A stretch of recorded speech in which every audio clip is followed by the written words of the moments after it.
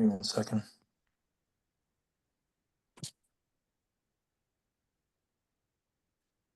I still can't access my email, so I gotta email myself to other emails to see all the paperwork. Such fun.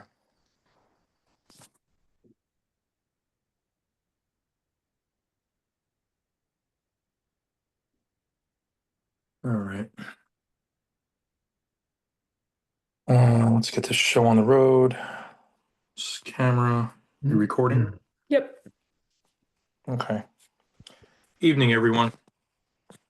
This is the Planning and Zoning Commission special meeting for Zoning Regulation Subcommittee. Today's date is Tuesday, June 3rd, 7 o'clock. This is a public hearing being held online only. We have various people dialing in, and we have all of our three of our we'll call them finalists for the RFP response on the zoning regulation amendment that we sent out. They'll be presenting to us in 30-minute windows, and then subcommittee will have a discussion after that to review the presentations and deliberate on how to move forward.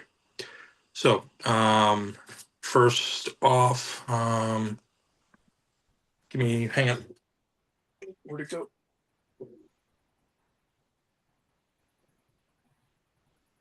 Take attendance. Dan Radman here. Krista Nielsen. Here. John Kriz. Here. Tom Benton. Here. Chris Herring is not here yet. Is that right? Chris Herring's not on the subcommittee. That was the POCD. Oh, sorry. That's POCD. John Engel. Here. Hi. Hey, John. How are you? And who else do we have on the subcommittee? Just Eric. Eric. I believe it's Eric. Hey, Eric. How are you? Good. How are you guys? Good. That's it. So why don't we get this started? We have, like I said, we have three of our presenters. ZoneCo is the first one. Who do we have from ZoneCo here? Hi, good evening. My name is Sean Suter, CEO of ZoneCo. Welcome. Thank you. Is there anyone else with you or just yourself? Yes, Jocelyn Gibson is with me. She's the lead principal, and Nolan Nicase is also with us. He is a principal at ZoneCo. Good evening. Good evening, guys. Thank you for joining us and appreciate you responding to the RFP. We're all very excited to listen to you and hear what you have to say and how you can help us. Absolutely. Why don't you dive in, tell us a little bit about your company, and go into some of the items that we had that Sarah may have shared with you on topics and discussion points. Absolutely. Well, thanks again for opportunity for us to introduce ourselves, our firm, and our capabilities to the town of New Canaan. I think we're sharing our screen. Yep. Thanks, Jocelyn. Put that up. So, as I mentioned, my name is Sean Suter. I am CEO and founder of ZoneCo. Our tagline is "Better codes make better places." We believe that, and all we do is write zoning codes. So we work with communities around the country. We're a national firm who work with communities from Florida, upstate New York, all the way out to Montana. Most of our work is east of the Mississippi. A fair amount of work in the Northeast, Mid-Atlantic, and Midwest. Next slide there, Jocelyn, or can I run it? Oh, here we go. So the three of us are principals in the firm. We have 6 total zoning code writers in our firm. There's some examples of some of the graphics we can do as part of our code writing. We think graphically rich codes is a very important part of modern zoning codes. So you can see there that we try to do that in our codes. Our goal here is to create and craft custom tailored codes that are clear and are consistent, user-friendly, and defensible. Next slide. I mentioned our team. We have a really an interdisciplinary team of people, from an environmental scientist or preservationist, a former planning director.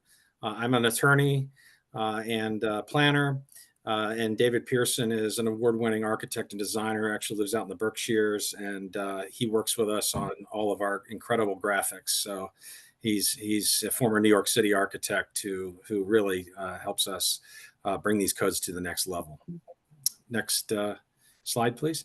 So we work all across the country. You can see a whole lot of places there. In fact, my first code that I ever wrote as a zoning code consultant after I served as chief land use attorney for the city of Cincinnati, my hometown, and I practiced law. I got into zoning code consulting. My first zoning code was in Litchfield, Connecticut, of all places. So I got to know Connecticut, got to know the rural part of Connecticut there, and then we did another code in Winchester and Winstead.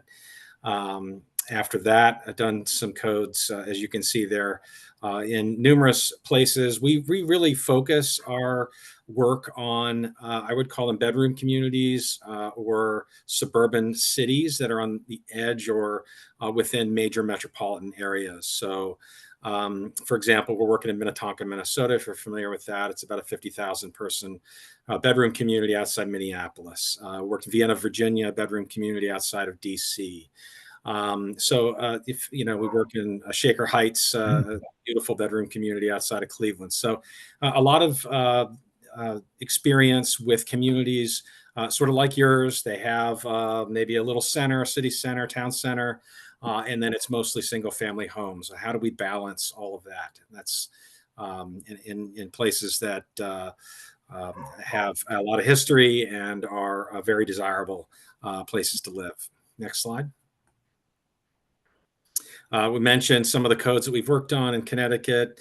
Very simple. The goal here is to put things on one page if possible.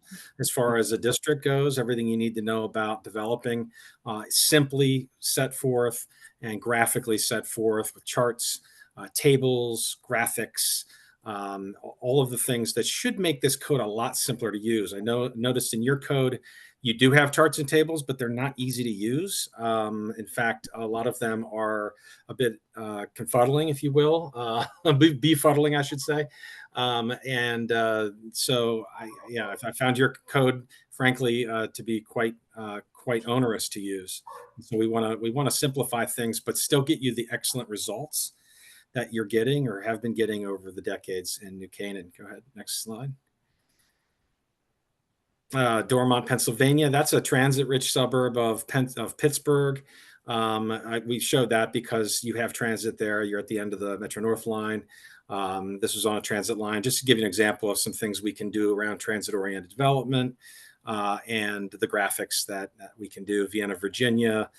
Things like cottage court housing was really popular there. We were able to code that, and you can just kind of see. There was a rather built out suburb, very desirable place near the nation's capital that had a lot of teardowns and new developments. So we really had to be prescriptive on what the scale and the size and the location of those new homes were, as there were more and more teardowns. Next. Southold, New York, out in a very, very eastern part of the northern neck of Long Island. Been working out there for a couple of years. Very desirable area, growing. A lot of post-COVID migration out of New York and other parts of the Northeast. So that we've had to deal with the massive home issues, along with a lot of demolitions and just sort of a changing character of that area. Had the privilege of writing the zoning code for Palm Beach, Florida, town of Palm Beach. And again, another exclusive, very, very high property value community, very interested electorate, as you can imagine. And just to show you some of the, graphics, and we want to make it look like the place that we are coding for, not just generic sort of boxes, but we want to show the graphics that reflect the place. And so that reflects sort of the Palm Beach development pattern, if you're familiar with that. Next slide. Minnetonka, we mentioned, working through, a desirable suburb of Minneapolis. And then South Bend, Indiana, quite a different type of community, but at the same time, you can see that we were really focused on form-based elements and elements of the front facades of buildings, et cetera, as they were facing more infill development and redevelopment pressures. And that's really a nice code. That's an award-winning code that we worked on. Next. Okay, so I'm going to turn this over to Nolan Nicase, who we've got listed as the project manager for this.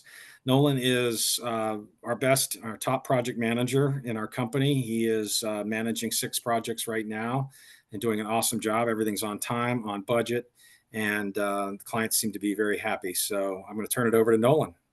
Well, thank you so much, Sean. And thank you for having us and giving us the opportunity to interview for this project. A little bit about why you should select our team. We boast that we have local, regional, and national experience. Our staff has experience working in the public sector as zoning administrators or other administrative officials in the zoning and planning sector. We have, as Sean has mentioned, we've worked all over the country, but in a lot of communities in the inner ring or outer ring around big metropolitan areas. Jocelyn, can you go to the next slide, please? Sure. Sorry. Oh. Is it still, can you still see my screen? Yeah. Mm-hmm. Okay, sorry about that. Let's see. Did it go to the next slide? It did, but it's not big. Okay, let's see here. There we go. Thank you. I think we're back one. Yeah. I wanted to talk a little bit about public engagement, and this is something that in our proposal we listed as an add-on to the budget. We take a multi-pronged approach to public engagement.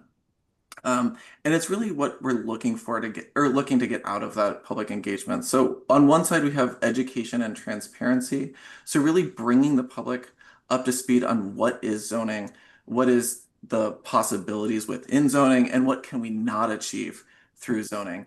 So that's a lot of it about education. We also try to really dig in on the history of an area. So what did the area look like 20 years ago, 50 years ago, 100 years ago? Why do houses look the way they do? What were the influences in a certain area developing versus another neighborhood developing? So really digging in on that. That's educating both ourselves and then transmitting that education to the general public.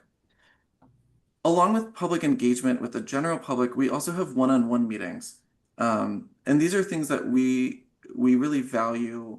Maybe we're talking to a developer, we're talking to a zoning administrator, we're talking to members of the Planning and Zoning Commission or Town Council.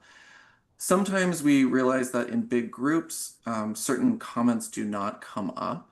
And so one-on-one meetings are times in which people can really talk more in depth about their experiences in maybe there's a controversy, maybe there are some things that they're hearing from their constituents, maybe things that they're experiencing themselves on their own properties, or as a developer, hurdles in getting developments done in a reasonable time. And those are things that we discover on one-on-one meetings.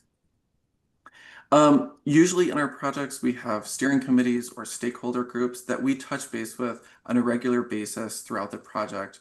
While we are mainly rendezvousing or liaison with the project manager, that's probably you, Sarah Carey, on this particular project.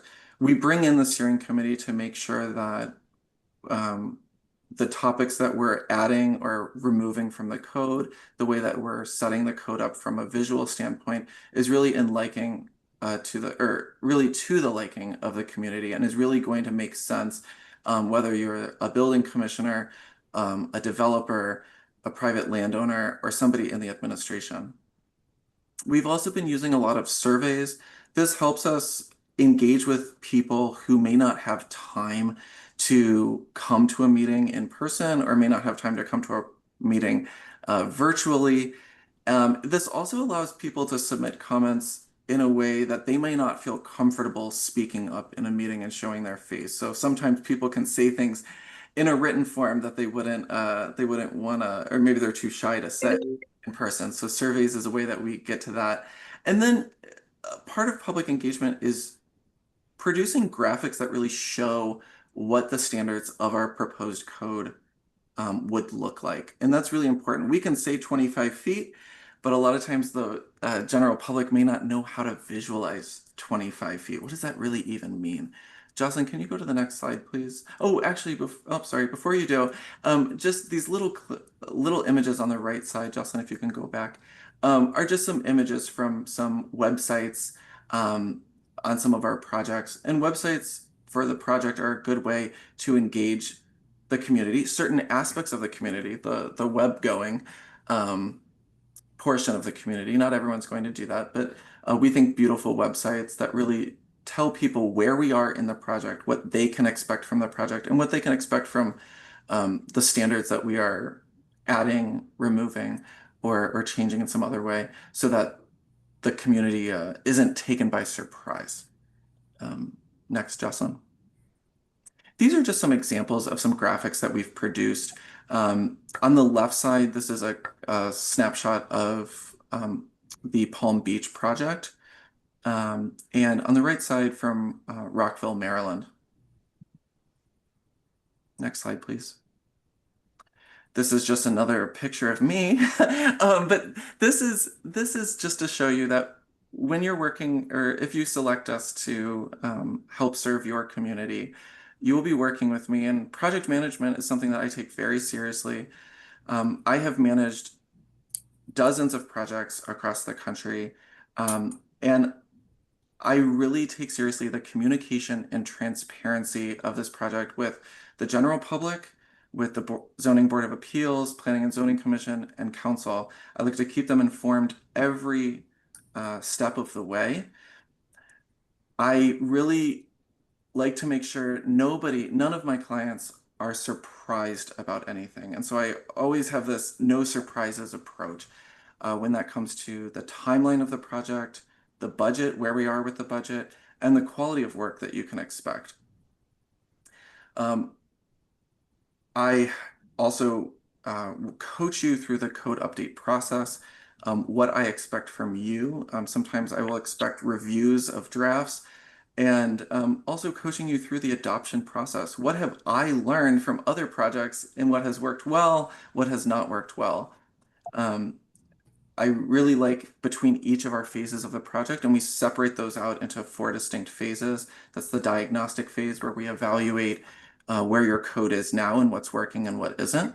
The calibration phase, where we draft out the updated or to be updated standards. The codification phase, where we put that into a written draft form. And then the adoption phase, where it's being adopted through your town council. I like to check in with not just the steering committee, but all of these groups at each step of the way, to make sure that they're on board, and that any problems that they see are being addressed as soon as possible. And also just to make sure that people feel included in the process, whether or not they choose to engage. Next slide, please, Jocelyn. These next 2 slides are just a quick glimpse. I don't have to go over all of these, but these are just some things when I was looking through your code, some examples of things that I may call out during that first phase of our project, what we call the diagnostic review. So I went through the code and just looked at some initial things that I wanted to call out that were, I think, going really well.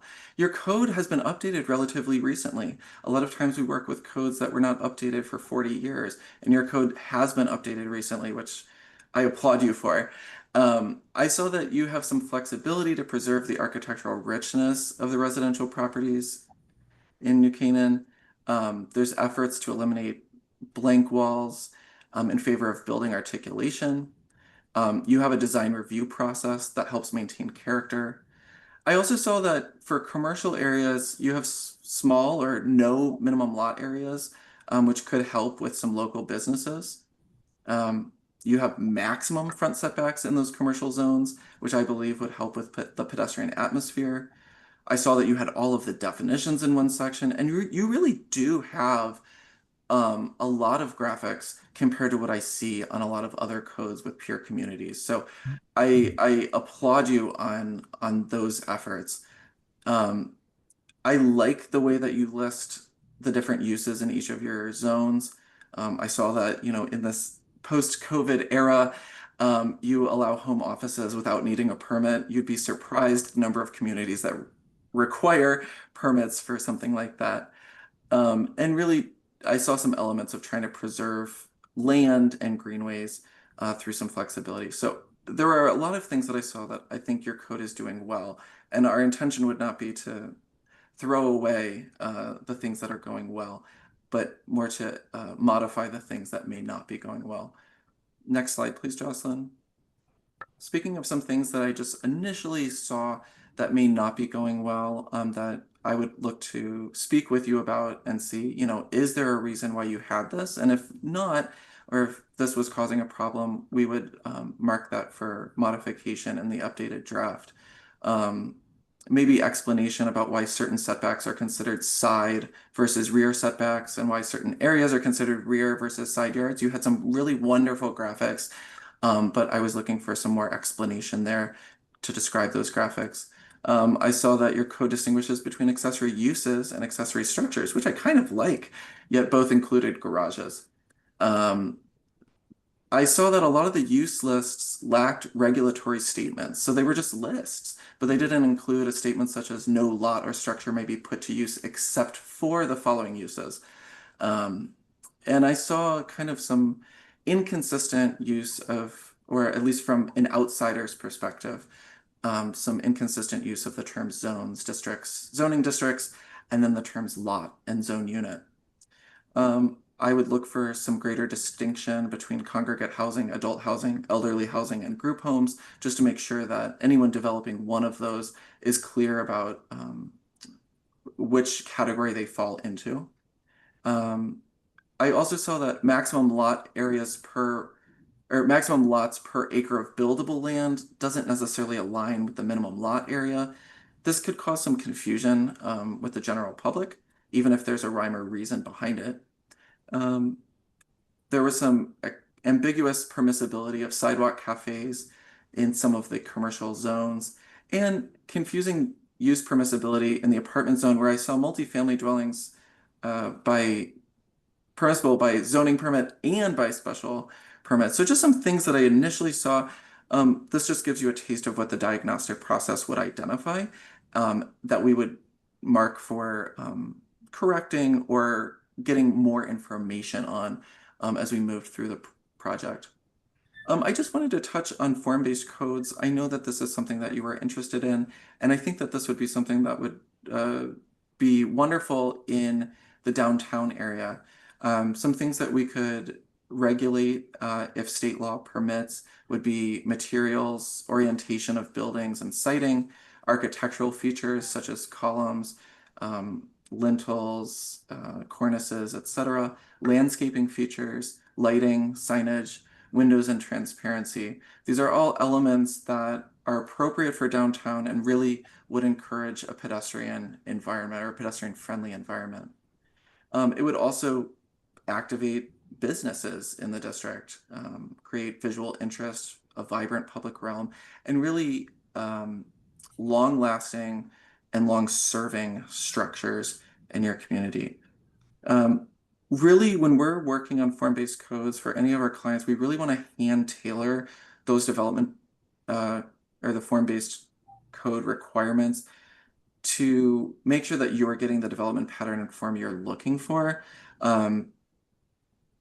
I believe that you're probably looking for some consistency with the historic development pattern, but if there are other things that you want to get out of it, this is something that we would really have a lot of conversations about and make sure that any of the elements that we're requiring are contributing to the outcomes that you're looking for. So it's really a goal-based process.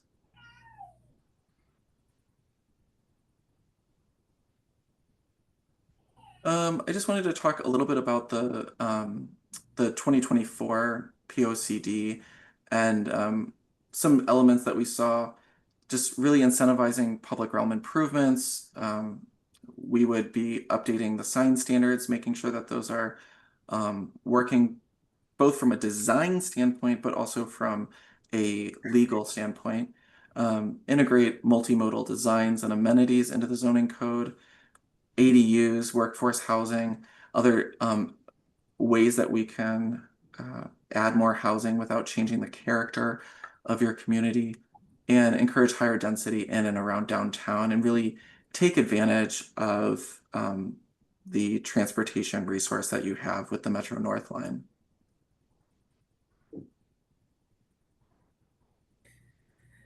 So we wanted to be conscious to address all the things that were requested of us in the email that went out to us, talking about coming to speak with you all tonight. One thing that was requested was that we go through some sort of fees for other projects and talk about keeping the fee at $100,000. So we've listed just some other fees for comparable projects. You asked specifically for Dormont and South Bend. South Bend has quite a bit larger population than New Canaan, but we did peer review and legal review and some content contribution for that project at $40,000.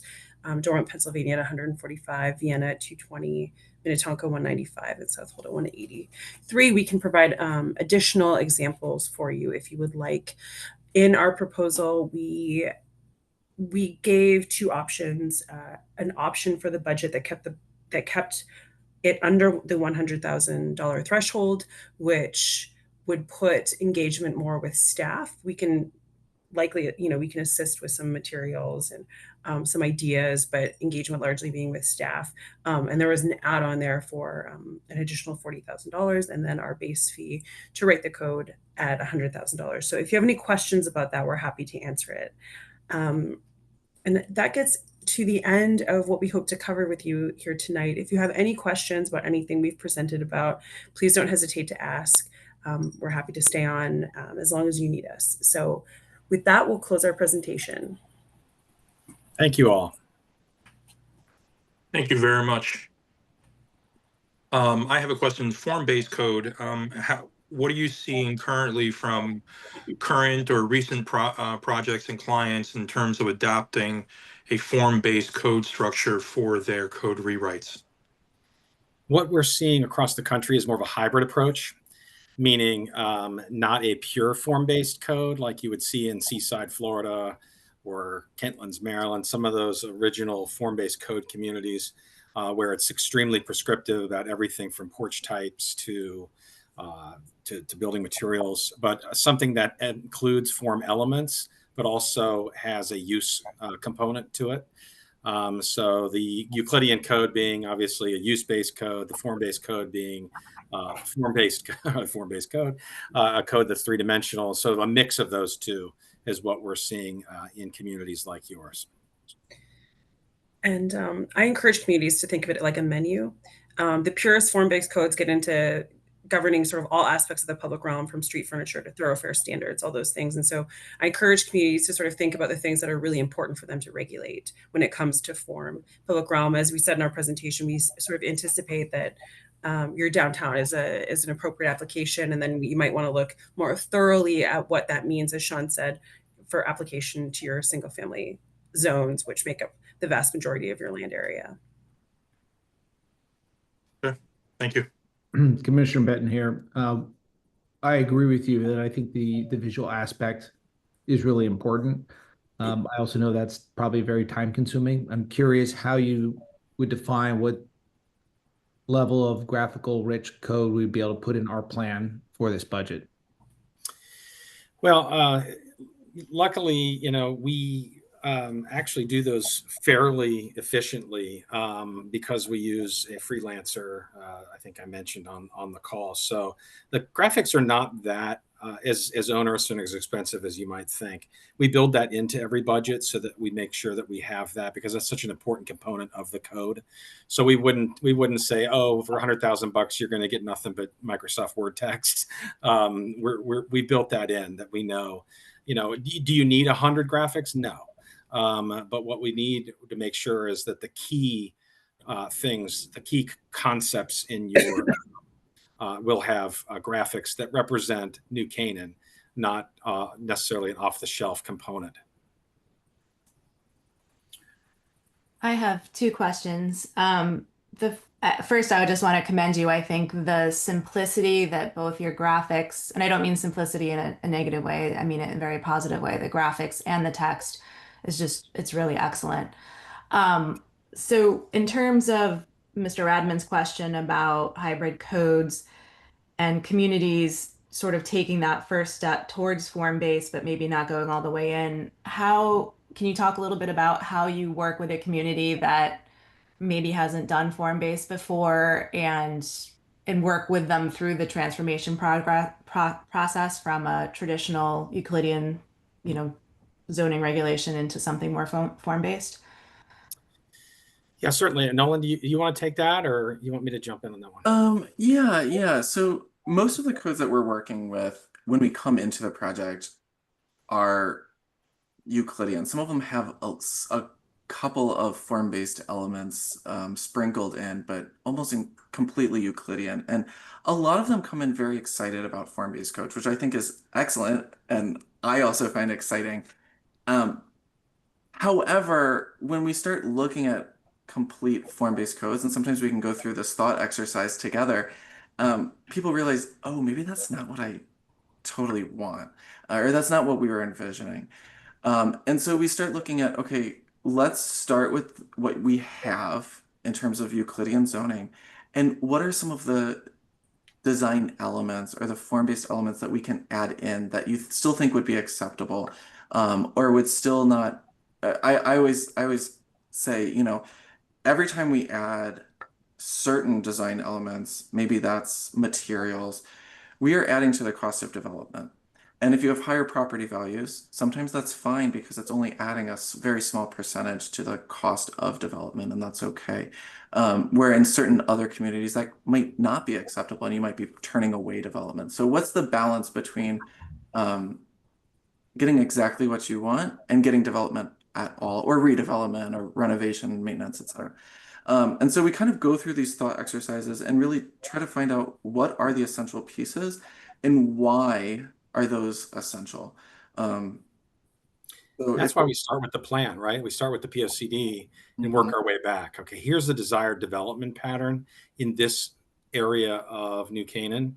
And here are the tools that we have in our regulatory toolbox to employ to get you to that development pattern. Some of those might be form-based. Some of those might be more use-based. Some of those might be a mix of both. There's kind of a continuum on the zoning spectrum. So we want to find that right mix, and it might be different in different parts of your city, like your downtown versus some of your corridors and other areas of the community. Some of them might be materials. Some of them might be the building form. Some of them might be transition areas between a commercial district and a residential district. What are we doing in that 40-foot transition area? So there's like Sean was saying, there's different tools that we can use, and we can talk about each of those and say, are these appropriate? And should we be including these? Are these things that would be desirable or acceptable to your public? And then we go from there. We draft them up, and we review the draft and modify from there and produce graphics. Oh, I'm sorry, Nolan. A lot of it is testing. Mm-hmm. That's a big part of what we have to do with the zoning code rewrite too, is go through and actually calibrate standards to the desired development patterns, and then literally test it and say, let's test this on a site. Is this going to work? How is this going to work? How's it going to look? I think that's a really important component. Thank you. The second question I had was, if I understand you correctly, the way that you've kind of parsed out meeting our budget needs is to have the town staff or us as the subcommittee handle more of the public engagement. Is that a correct understanding? That's correct. And that was, I can't remember the exact language from the RFP at this moment. I think there must have been a reference to keeping it under 100,000, but that's just sort of was the way we structured it. When it comes to our scopes, there's always sort of a hashing out period where maybe that's not acceptable to staff. They don't feel like they have the capacity, and sort of we can sort of work through the scope in that way. But that was how we parsed out getting the budget under 100,000. That's correct. Okay, because one of the things I wondered, I think that our downtown areas and what we would call our in-town neighborhoods, things that are a third of an acre, half an acre or less, are where we really need to focus our attention. And our larger residential zones that are 1, 2, and 4 acres, there's really not as much work to do there. So I was wondering if there's other ways to slice and dice this and have you got, maybe we keep the 1, 2, and 4 acre zone largely untouched as they are in our existing regulations and just choose a sort of area of town to focus on rather than cut the public engagement piece out. I think that's a great idea. Yeah. I mean, in communities like yours where 70, 80, 90% of it is single family residential, a lot of it, there's nothing really to do. And we don't want to, rezone and upset the whole community and rezone the whole community for no reason. And so, yeah, in most of the communities we're working in, we're focusing on those areas that are identified in the comprehensive plan as being those areas where there's an opportunity for change, an opportunity for evolution. And so if it's your downtown or some of your more in-town neighborhoods or corridors or whatnot, that's where we can absolutely focus. And the other thing about community engagement with zoning codes, it's a little different than with comp planning. In comp planning, you're sort of getting the whole community together. You're bringing everyone together and you're saying, hey, let's come up with this vision together for what the future is. Well, you've already done that work, right? So now it's a much more technical exercise and it's going to be much more specific, targeted engagement. I've done in Palm Beach, I did 55 one-on-one interviews. About 45 of them were on Zoom, half-hour Zoom meetings with people. It went really well because we were able to just talk one-on-one about their issues, about their particular needs and desires in the community.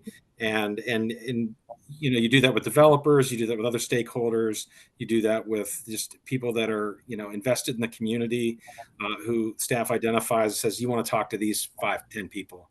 And then perhaps we do it with a stakeholder committee, but it's not, big gymnasiums full of people kind of engagement. And then once you have a product, whether it's some zoning map changes or text amendments to the code that you want to put forth, that can be done in small groups and then brought out to the larger public in your planning and zoning commission. And so the cost isn't huge relative to maybe comp planning work. Thank you. Hi, this is. Oh, Go ahead. sure. Thanks. This is Commissioner Knowles. Thank you for that presentation. It was great. I guess my one question, and I don't know, maybe if it's not in your scope, but you kind of mentioned the analyzing the code, calibrating, I think, drafting, and then kind of presenting. I guess to what extent in that kind of that multi-step process do you analyze kind of the potential, and I don't want to use the word, but I'll use it, the impacts of the changes that you're proposing, right? On, a bulk regulation such as a side yard setback change or, a height change. What is that? How do we know that, say, you've proposed, or even a definitional change, right? That something has changed within the code that you find, cleaner. What are the ramifications of that on a wider set of a whole neighborhood, a whole district? I think that's something that I'd be interested to know, kind of, how you would kind of present that, so we know that, okay, well, you've suggested this change. How is it going to impact, the broader, community that it's affecting? Yeah, you're talking about the calibration phase of the project, where we're literally coming up with standards, dimensions. Let's say you have a 40-foot front yard setback now in a certain zone. How's that working? Are most of the houses 30 feet? Are most of the houses 60 feet? What is the desired development pattern in that particular zone? We will literally be able to draw that out for you so that you can see the differences. We can even engage the public around that and say, do you like 30 or 40 or 50? Here's what it looks like. Is it a change appropriate? Maybe we like it just the way it is. So that would be calibration. Nolan, are you going to add to that? Yeah, I was going to, during that calibration process, every single change that I recommend, I put in the notes rationale. So maybe that rationale is as recommended by the POCD. Maybe that rationale is this is a best zoning practice that's being adopted across the country. Maybe the rationale is according to the existing development pattern, this more aligns with what we see on the ground. And so I'll put a rationale on all of those. And that helps say, okay, why did Nolan recommend this? Oh, it's right here. And maybe you say, well, I don't really like it. Let's nix that and go back to what we already had, and that's fine. Or, okay, yeah, that makes sense. It's more in alignment with the POCD. Great, let's move forward with this updated number or provision.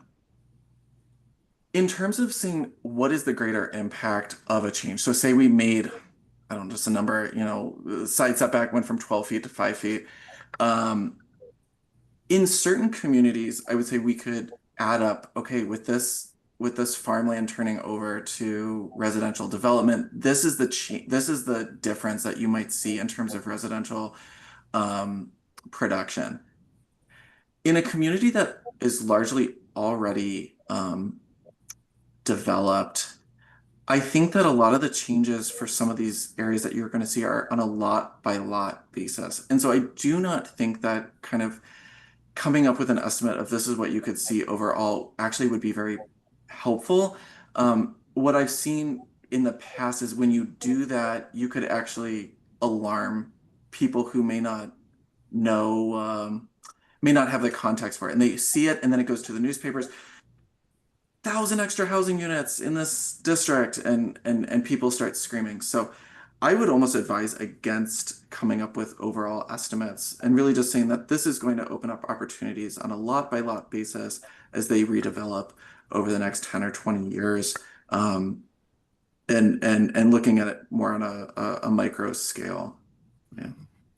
Yeah, if I can just jump into this, just a really quick thing. And you said sort of looking at the impacts and how it affects people on the ground too. I think that focus groups with code users are really excellent. Like, so for example, in your POCD, you've got incentives, try to incentivize shared parking.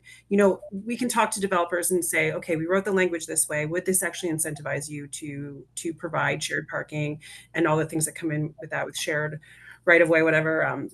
So I think asking at the end too is when you're going through the calibration, the end of calibration, like how does this affect you with business owners? How does this affect your business if we write this way? So I think that's sort of built into the process for us at testing it at the back end as well.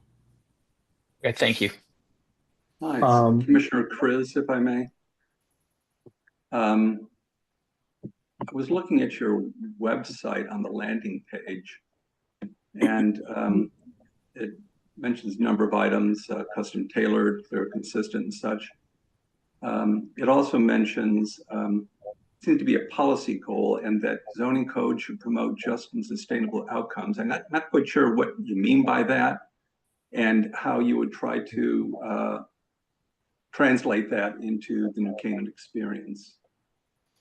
Yeah, I think what a lot of zoning codes have been used for over time has been to artificially sort of constrain things. And then the question is that equitable, or at least just in that, we're allowing opportunities for as many people as possible to enjoy the New Canaan experience, right? So whether that's additional housing options, whether it would be, everything single family, maybe we could use some housing for seniors. Maybe we could use some housing for people's kids to return to New Canaan. Maybe it's some multifamily, maybe it's some townhouses. Along that continuum of housing, what are those available options in your city? Or is it exclusive only to single family ownership? And if that's the case, then you're sort of focus on one sort of group of people, mostly families.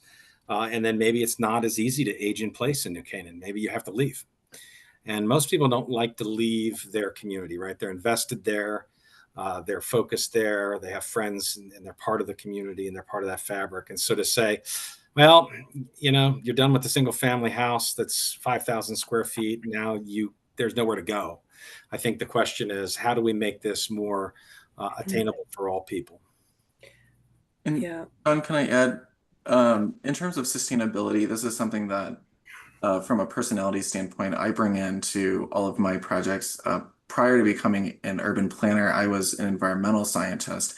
And so I'm constantly paying attention to what do our codes say about things that would make a community more sustainable and more resilient to change in the future? So when we're looking at solar panels, we're looking at you already have some great wetland and floodplain protections, but how do those interact? When it comes to food production, community gardening, hobby farms, etc., how is your community resilient to changes in food production nationwide or internationally? And so just kind of thinking through those environmental factors that may be important to incorporate in or modify in the zoning code, something that I always have running in the back of my mind. Yeah, and sustainability is both environmental but also economic. How are we going to make sure that New Canaan remains an economically prosperous place going forward? Well, part of that is going to be housing choice, housing options. Part of that is going to be making sure that the downtown has the amenities that people are looking for, so that they're choosing New Canaan instead of some of the surrounding competitors, frankly. I have one more question. We are running a little bit over, so I will just try and conclude this with one additional question. Recently, over the last 2 weeks, the state of Connecticut, up in Hartford, our fearless leaders in the Senate and the House up there, have been able to pass a lot of very broad and sweeping changes to the zoning code in the state of Connecticut that affects all the smaller communities adversely. There may be good intentions behind it, but it's short-sighted and will, like I said, will adversely affect our towns. How have you dealt with those types of situations with other cities and communities with respect to their state laws, and how are you able to steer through that in order to help protect the integrity of the well, I'll call it the integrity of the zoning code intent for our particular town? Mm-hmm. Yeah, that's why I think it has to be custom tailored. There are ways to reflect sort of the desires of the state while also custom tailoring the code. I think the form-based elements that you're adding in, building, massing, scale, size, all of those kind of regulations can help to maintain the character of New Canaan, to make it New Canaan, right? So you need to follow your POCD. So that should be the guiding document over any state law. Tell that to Hartford. Yeah, I understand, but there are ways to do it in a way that we're making it New Canaan's code, right? Even though the state is kind of standing over you and looking at you, it's like, okay, well, some of these principles we can apply, but in a New Canaan way. Got it.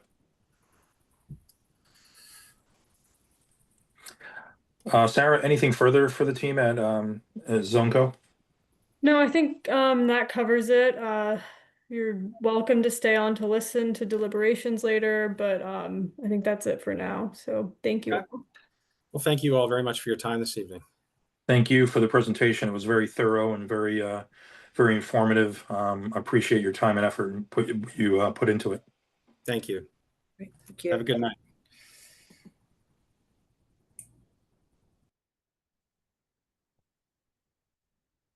Okay. Next we have, let's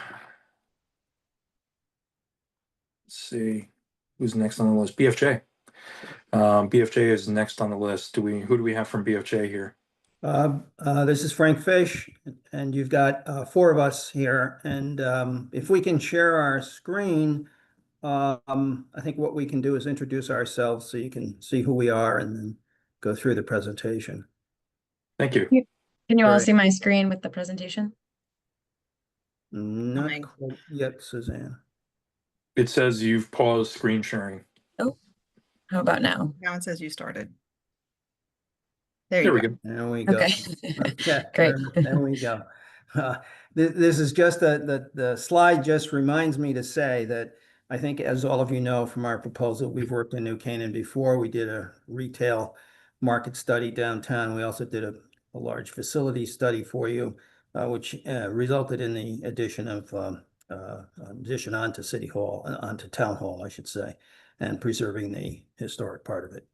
But the next slide really just gives us a chance to introduce ourselves. I'm Frank Fish. I'm founding principal of BFJ Planning. I'm a Hartford native and have worked in Connecticut for, well, about 40 years on different projects throughout Connecticut, including, New Canaan and heavily in Fairfield County. I'm a resident of Madison. Susan. Great. Good evening. I'm Susan Favati with BFJ, principal here with the firm. I have about 19 years of experience at BFJ, and I really focus primarily on comprehensive planning and zoning throughout the New York metropolitan region, and that has included work in Connecticut as well, including New Canaan. I was fortunate to work on the market study a bit earlier in my career in New Canaan, so I know it well, and I've worked in many other communities throughout Connecticut, which I'll touch on in a bit. Suzanne. Thanks, Susan, and thank you for having us here tonight. My name is Suzanne Goldberg. I am also a Connecticut native from Fairfield County. I was born and raised in Reading, Connecticut. I would be serving as the project manager on this project. I'm a senior planner at BFJ Planning. And Emily. Hi, everyone. Thanks for having us tonight. My name is Emily Tolbert. I'm a senior planner at BFJ Planning. I'm also from Fairfield County. I grew up in Greenwich, Connecticut, and I've had a lot of positive experiences with New Canaan in the past. I attended the Silver Mine Art Center for art classes while I was growing up, and I've also studied your modern architecture in school. And the next slide just gives you a little bit of a feel. I just want to talk about the firm just for a minute. And I'll be doing a couple of slides just as an introduction. We've assumed that you've seen a lot of our projects, and then we'll go into Sarah gave us about 6 things to talk about, and we'll get into those in a minute. But BFJ Planning itself, you can see you can see a photo of us. We're about 16, 17 people. We have a main office in New York. But we also have long had a Connecticut office in Stamford, so not far from you.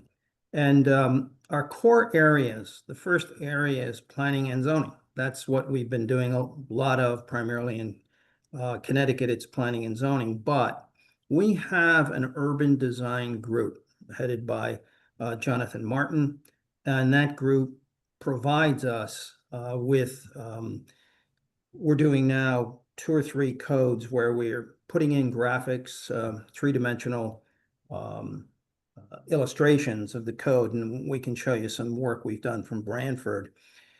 We think it helps the zoning code. Also, we have, though, an environmental group.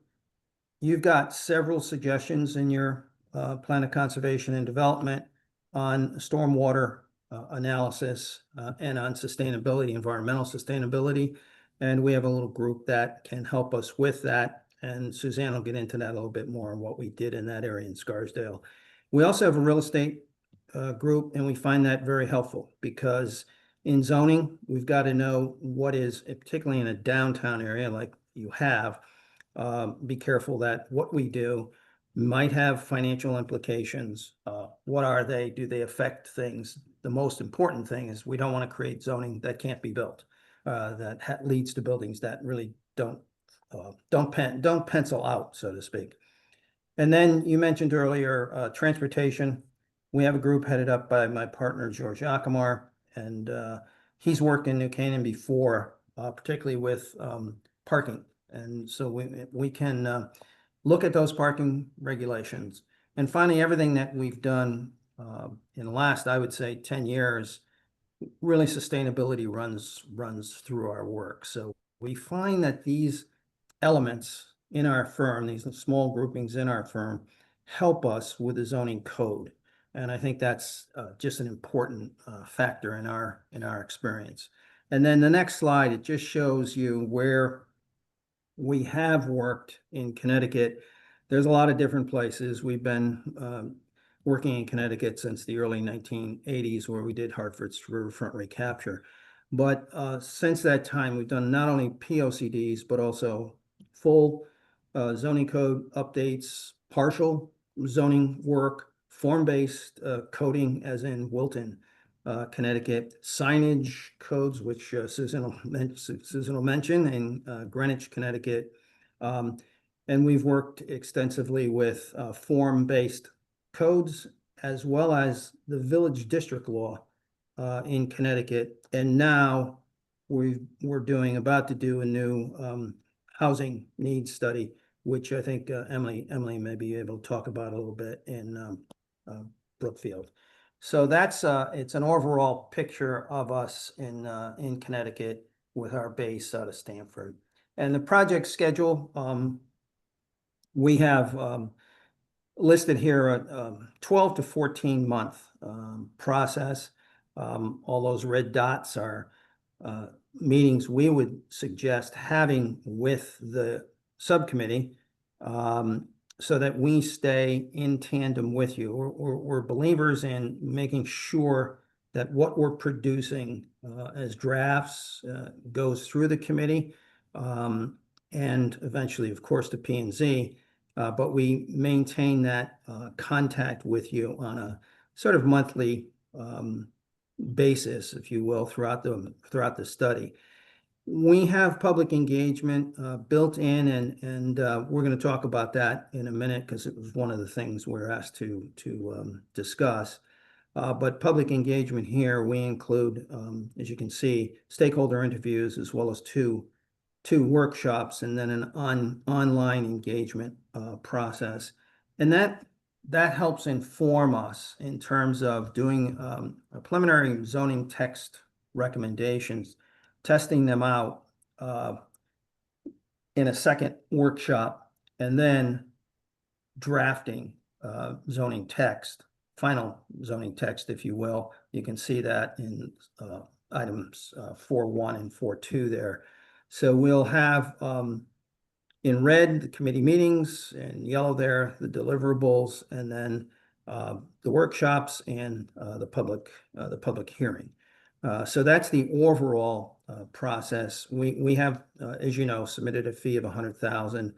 We do believe we can do this work within that budget and within this time frame. So I wanted to just go to the first, actually 6 items Sarah sent us and to talk about. And one was the key team members and the skills. So here's an organization chart on who would be working on this. And it would include myself as principal leading this. I have a lot of zoning experience, not only in Connecticut, but I'm pleased in working with some of the, I think, very good attorneys, the New York City Planning Commission, all kinds of interesting and, I hope, innovative work that we've done. And in fact, I was happy that Jerry Caden at Harvard asked counsel to New York City Planning and myself to go to Ukraine after they became sort of well, I hope they remain that way, an independent country. We set up model zoning and enabling legislation for Ukraine. So I've got different zoning experience, but a lot of it, I would say, is in Connecticut. We've done various codes and code updates, which we'll talk about a little bit later. So Susan, I'm going to turn this to you. Sure, thank you. So as I mentioned, I'm primarily a land use planner, working throughout the region in Connecticut. That did include the market study in New Canaan, so that gave me a deep familiarity with your downtown, and we had a lot of focus groups as part of that project. So really got to meet a lot of folks who care deeply about downtown New Canaan. Other zoning work in Connecticut, Frank mentioned briefly Greenwich. I worked with the P&Z there for a couple of years on a comprehensive update of their signage and lighting regulations. So the signage regulations really to try to work within the framework and the limitations of the Connecticut state statutes to try to get signage that they really want to be aesthetically pleasing and really fitting in with the town. We did prepare some design guidelines as part of that signage work. Jonathan Martin did that on our team. And so I think that's helpful to the town. And then on the lighting side, is really recognizing that their existing regulations were not, controlling glare, and they really weren't kind of up to date for LED and a lot of the new technology. So we gave them some pretty technical, but I think helpful lighting regulations. So good learning experience there.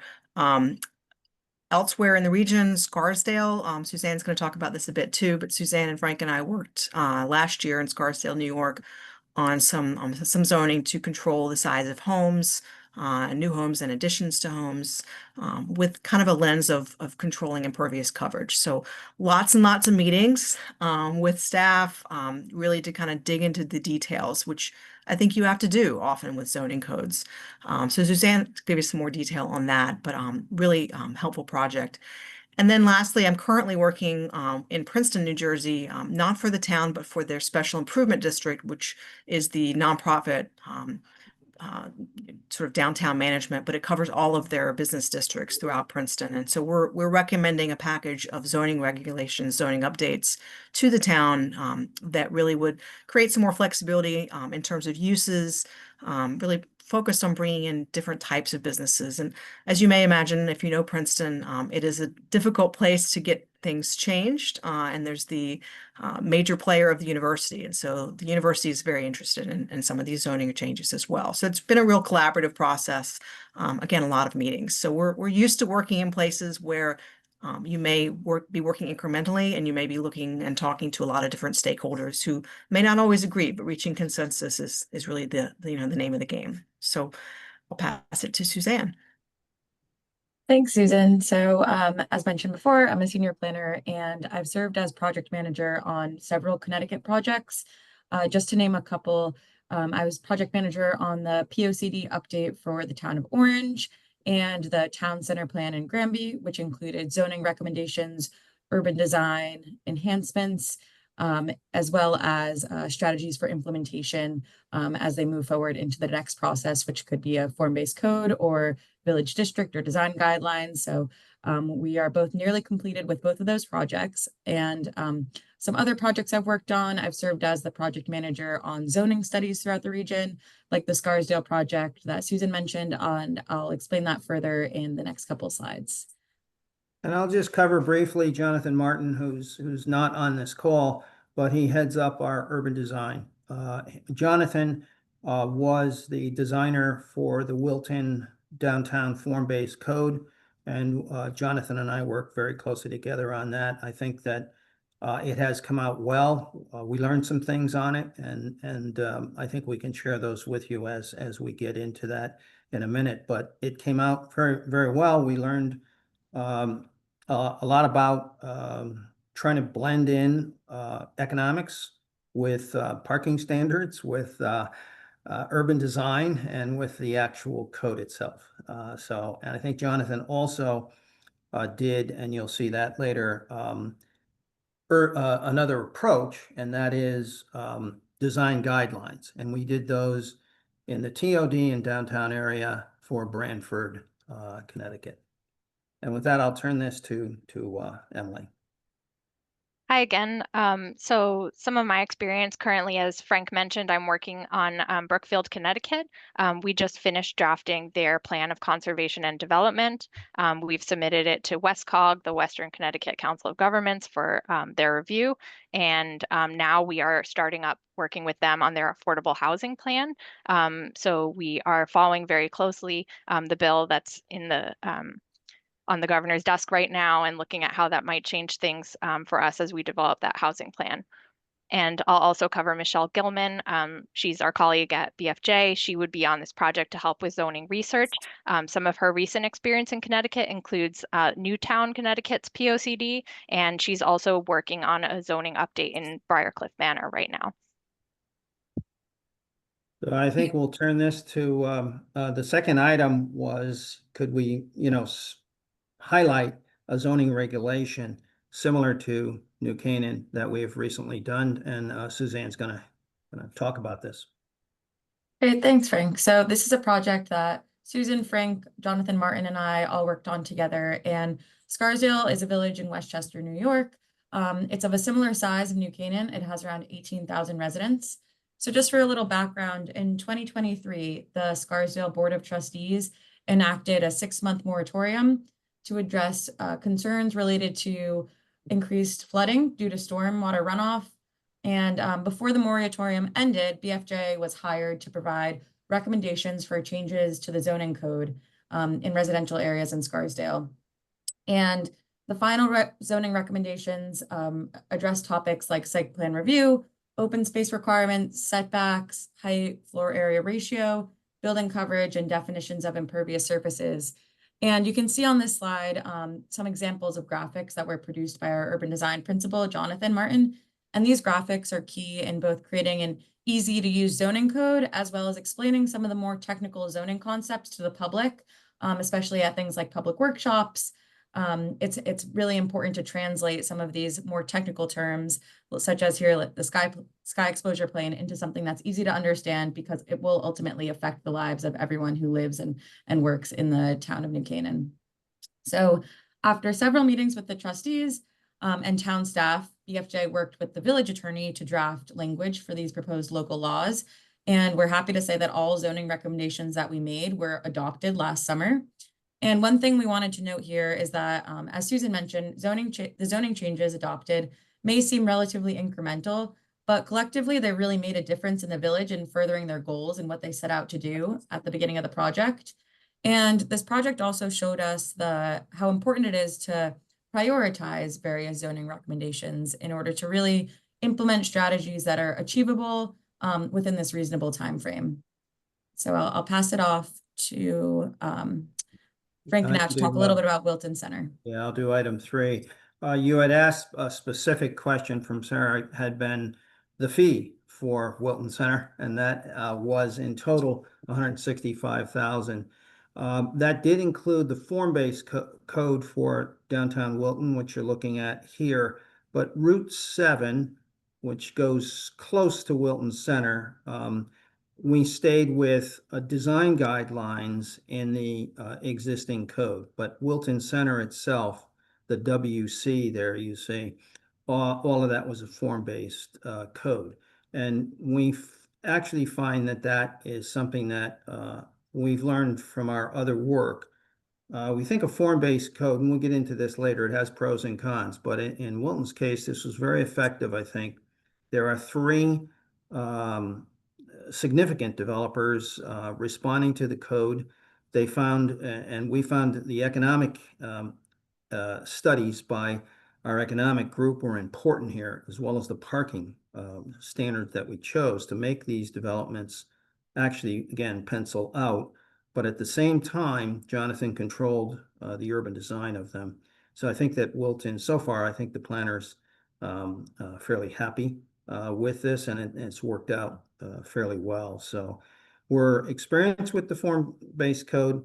One of the things about it is it can be more expensive, but if you use it in a targeted way, and actually I think that's more appropriate, if you were looking at that in New Canaan, we wouldn't try to do it in most of the town.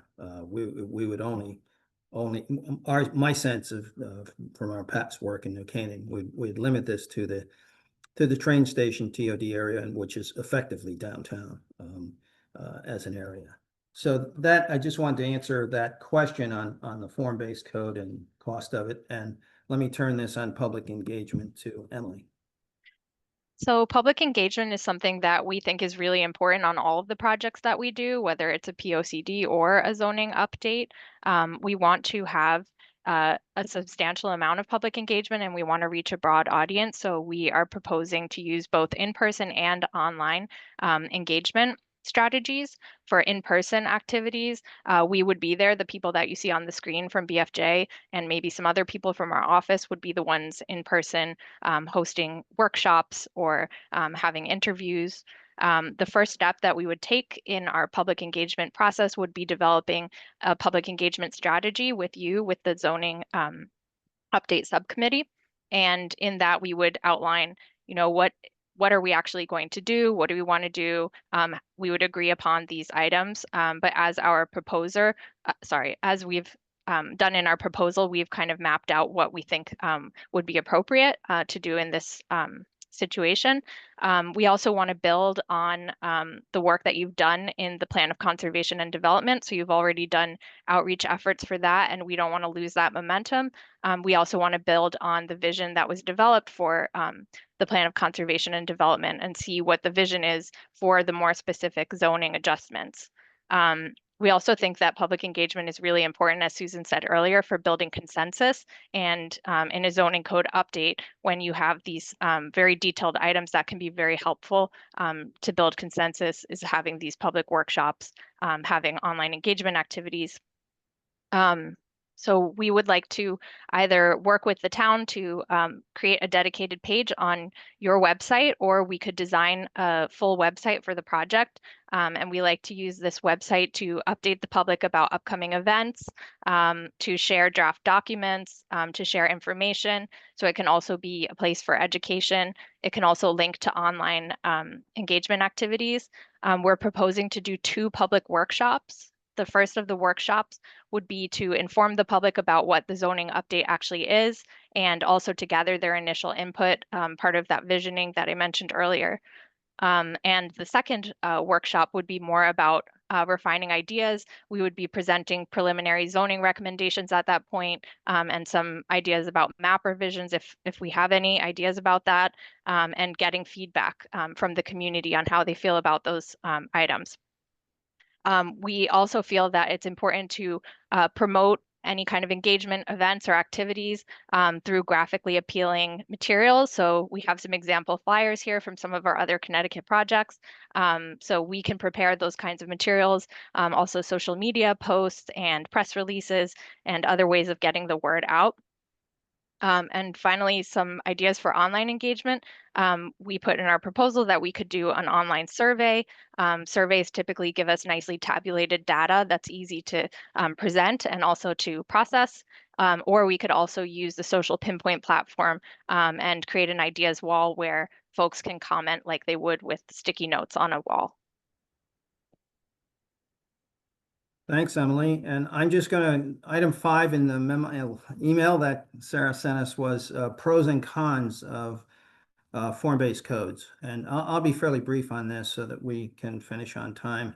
The pros, I think, for the form-based coders is to allow a wide mix of uses, as you see there, and provide predictability of building form. And although I listed under cons, these are not really cons of the form-based code, but my own sense of working on these, and we have worked on a number of them, starting with one of the first done in the Northeast, we believe, at least the first in New York State, was with Andres Duani in the village of Pauling. So we've learned a lot about it, and I've come to the real sense that a lot of what we can do in a form-based code, particularly in suburban New Canaan, for instance, in your 2-acre zone, we can achieve through conventional zoning, through design guidelines, for instance. And then the building form in a form-based code, the danger is that those codes, if they are too detailed, some of the original codes, if they're too detailed, they can actually stifle good design. They can also stifle economic reality. So there's pros to it, there's cons to it. One of the things we've learned, we think it's good to focus on a center, like the center of New Canaan, if you were interested in a form-based code, rather than, say, 80% of the rest of the town. And I just say here a couple of examples in Greenwich.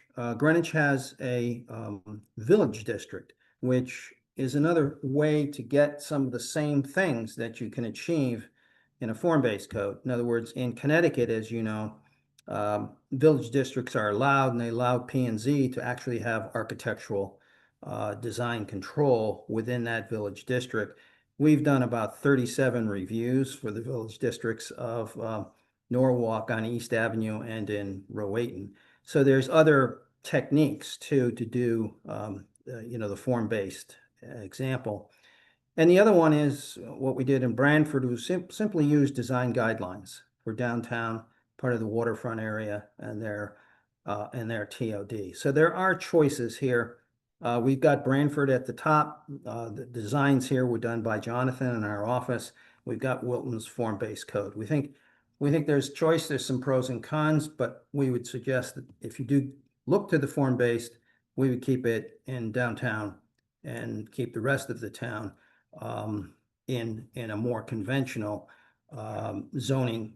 And the reason I say that is it is rare when I open a code. And when I had printed out your whole code. And I opened it up and it took me about 5 minutes to recognize something written by a man I have a lot of respect for in Connecticut. I go back with him about 30 years. It's Planometrics and Glenn Calder. The organization of your code, I think, is good. And so I think we don't need to make radical changes in the code. We need to focus on the areas that your comprehensive plan. I see about 16 different recommendations in your comprehensive plan, about 8 different pages, and to focus on those and what the update is. And with that, I'm going to turn it to Suzanne in terms of the final item that we're asked to cover. Thanks, Frank. So as Frank just mentioned, we did find that there's good organization and relatively clear regulations within your existing zoning regulations, but it really will require some reflection and some expertise from you all and as well as town staff on what has worked and what needs updating since it was originally written. And we knew it was updated in 2021. So as Frank mentioned, it doesn't need to be completely rewritten. However, we can incorporate graphics heavily in any design guidelines or form-based districts. And also, it is important to use them to explain necessary elements of the code like we did in Scarsdale. And one thing we did notice is also the need to examine the impervious surface definition, specifically in relation to sustainability, and look at those requirements. So just as an example, in Scarsdale, we looked very closely at the definition for impervious surfaces and had extensive conversations with both the board and village engineers to determine what requirements and definitions made the most sense there. So we discussed things as specific as materials like gravel or permeable pavers to make sure that the definition was both specific and furthered their overall resiliency goals. And then as a commissioner mentioned before, we're well aware of the new legislation, the pending law HB 5002, that will affect communities across Connecticut. And one thing we just wanted to note is that the POCD does mention transit-oriented development as a recommendation, and this law will have some important information on how the state will view transit-oriented development and requirements. So it'll be important to look specifically at that in relation to advancing those goals from the POCD. And then also in the vein of transportation, we know the POCD discussed things like multimodal transportation, so updating parking ratios, bike parking regulations, and other ways to promote walkability. So we can bring in experts on this, like George Jockmart, who directs BFJ's transportation work, to analyze those topics in the code and really bring best practices in multimodal transportation. And then lastly, we've listed below some other items to examine further, many of which were mentioned in the RFP, and we're happy to discuss any of these further if you have any questions. I mean, we have thoughts on all of these, so we'll, in the sake of time, we'll wrap up our presentation now and leave some extra time. So I'm going to pass it over to Susan. You're going to do that wrap-up slide, right? Yes, yeah, to Susan here. Yeah. I get the final slide. Just the why us, and we're happy to answer questions on anything about this presentation. But I think the first thing is that we know New Canaan. We have experience specifically working in New Canaan, but we also understand New Canaan's context within the region. We really get your role and where you fall into Connecticut and the greater metro region as well. And we understand the regulatory context, the legislative context of where you are in Connecticut. Suzanne just touched on the legislation that we've been closely following, but we also know the Connecticut state statutes very well. We've worked with some really great attorneys here in Connecticut to understand what your limits are and what you can do within the framework that the state basically has enabled you to do. And so we really understand that. We talked about community engagement. We, as Emily said, we really do see that as critical in all of our projects. Really in this type of a project where you have completed a POCD and now you're going to implement it through zoning, it's really about continuing the conversation that you began with the POCD and recognizing that some folks will have been engaged in that process and you're sort of continuing to talk to them. Other folks may be checking in now for the first time. So there's educational aspects, there is consensus building, as Suzanne touched on. And then there's also, digging into the details of the POCD. You have a lot of ideas and vision that was expressed in the POCD.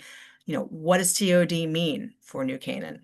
It's not a new idea. You've been talking about it for quite a while. So for your residents and your business owners, what do they really see when they think of TOD, and how can the zoning express that? So it is an important aspect, and why we've incorporated that as part of our proposal. We create plans and zoning codes that are accessible, that are clear.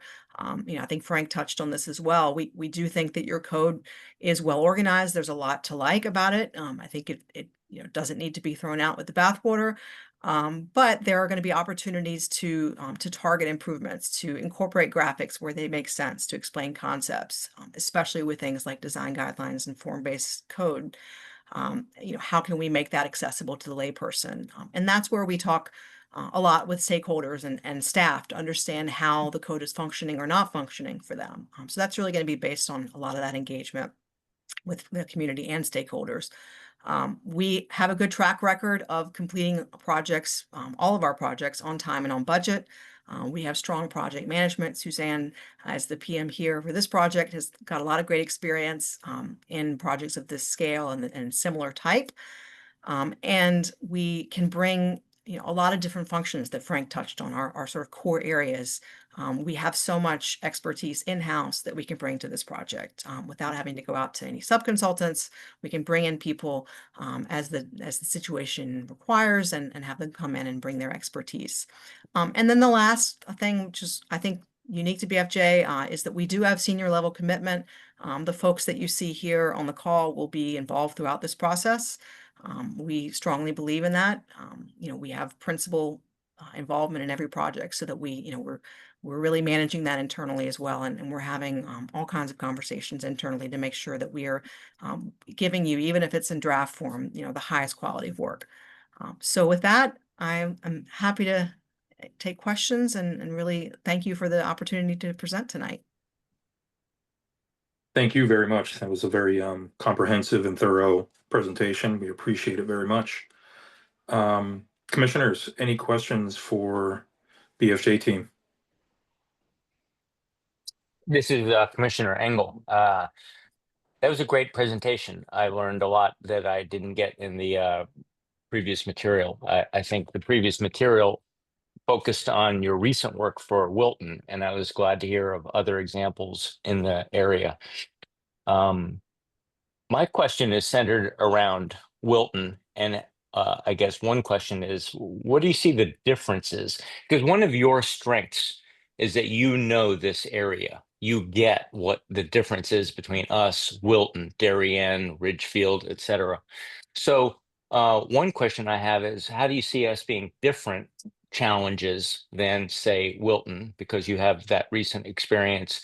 And one of the elephants in the room is that Wilton is having some great difficulty with their zoning regulations. Specifically, in December, they had to patch their zoning regulations because they failed to put in a 10% requirement on their overlay zone. And so they patched that. And I'm just trying to understand the differences between us and Wilton, and what could have caused that to happen, that they published a zoning regulations without the 10% requirement that they subsequently added. I can answer the latter one first, and that is that that happened. We did the code drafts about 2 years ago, and we asked specifically about the affordable housing. We built affordable housing incentives right into the code, but their attitude was that they would take care of the actual affordable language in the code, because they were going to do it slightly differently along Route 7 from the form-based code. That did not happen, and a very large developer has come in, good attorneys, and actually pointed out to them, well, where is it in the code? And they had not, this came up after our work was finished, but they did, as you say, fix that. And that developer is still putting in some affordable housing. I've sort of followed it a little bit. But your major question is, I think, the differences with New Canaan and similarities. I think there's many similarities in Wilton, and other communities, I think, like you, for instance, Greenwich. We feel, I learned a lesson with Andres Dwani. He was one of the first form-based code people in the village of Pauling, and that is, not to do complicated codes in really what amounts to maybe 80% of your land area in New Canaan. And where I remember it succinctly was Andres and we had done a form-based code for all of the village, and a woman got up to public hearing, and she said, and this reminded me of New Canaan, she said, could I build under your code a house designed by Frank Lloyd Wright? And the answer to that was no, really. So, and you've got, of course, the glass house, and I think your code is a very good one. And I think that with the code, where you want to focus probably if it's form-based, and the other issue is whether you want to use the existing state of Connecticut village districts, because they can achieve similar things. Greenwich, for instance, has now got a village district in Old Greenwich. And they're, from what I can tell, I just met with them 3 weeks ago, they're pretty happy with it. So there's some things in our toolbox we can use. And I think the thing about New Canaan, where you're very similar to a Wilton or a Greenwich, is I think that most of what's in your code is good work, and it needs to be touched up. It needs to be with new things that have happened, like the housing bill, which is now on the governor's desk. We need to accommodate those new things that have come up since Planometrics did your code, and then you did a code update. So I think you are more similar to Wilton than different from it. Same with Greenwich. I would add, as a realtor, it strikes me, and I know this because I'm a realtor, that of the 7,000 households in New Canaan, 700 are condos, that we have a far greater percentage of condos than Wilton, certainly than Darien. We have 700 condos to Darien's 100 condos. So I think that many times the folks in Hartford paint us all with one brush, but we're doing actually a better job of diverse housing, and lately a better job of affordable housing than many of our peers. And so I hope you'll help us continue that good work. Thank you. Yes, well, you've got some people that we've been dealing with this in Connecticut, so we're pretty dedicated to that doing that and incorporating that in to the code. This is Commissioner Kriz. I appreciated the slide you had on choices available, and such as village district guidelines, which we have, and have worked reasonably well. Can they work better? Probably, and I think we would all like to do that. But also stating that the pluses and minuses of different types of things, I thought was very well done too, as opposed to the, we've got the answer on the stone tablet, and we should follow that. It tends not to be a New Canaan sort of thing.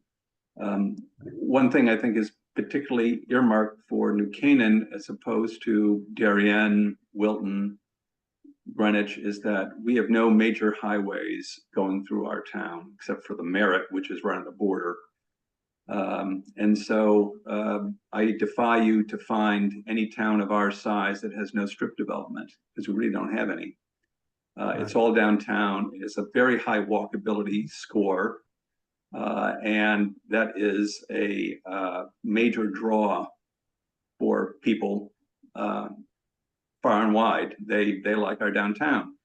And so issues on really how to not just keep the good things, but make the good things gooder would be something that so I would like to explore. And I think the choices you outlined, such as different types of village guidelines, maybe some form-based, maybe form-based light, I thought was a nice way of stating it.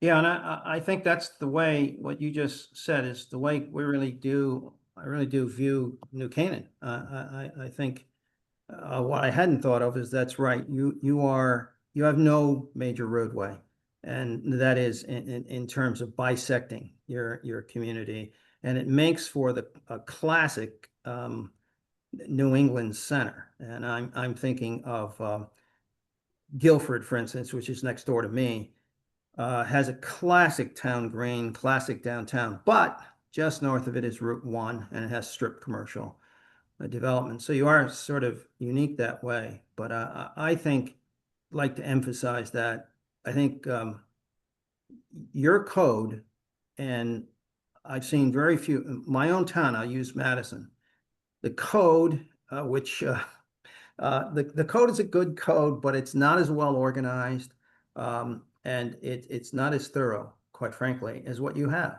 And I think so. What you have simply needs to be made better and reflect the recent years of and your comp plan, saying, what are some things, reading through your comp plan again, you have some recommendations in it, and both on sustainability recommendations, environmental, but also some things on multifamily and on downtown development and the TOD.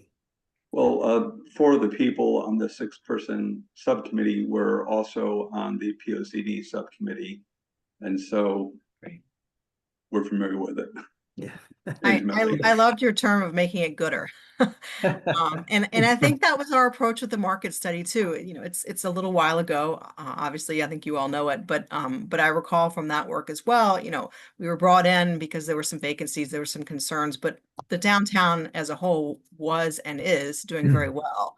And so our approach there was really, just to be very surgical and targeted. And one of my main recollections of that was how much people love downtown New Canaan and how strongly the residents feel about that and how strongly they feel about who their peers are as well. So we understand that you're not Wilton, you're not Greenwich. There are unique aspects, but I think we can bring a lot of that experience, but really listen to what your residents are, and your business owners and your property owners are looking for. I would just say also that one of the challenges I think you highlighted with form-based codes, you don't want to be that turn into an HOA meme where they're complaining that you don't have the right kind of roses in the front. That we are a very creative community when it comes to design. I don't need to. You already understand that, and so we're open to creative. We want nice creative and something that works for the town. But we have an open mind regarding that, and so we don't want to make it sort of some cookie cutter. At least I don't. Approach to design. We have a lot of diversity and design in our downtown. I think we'd make some of it better, but we're working on it.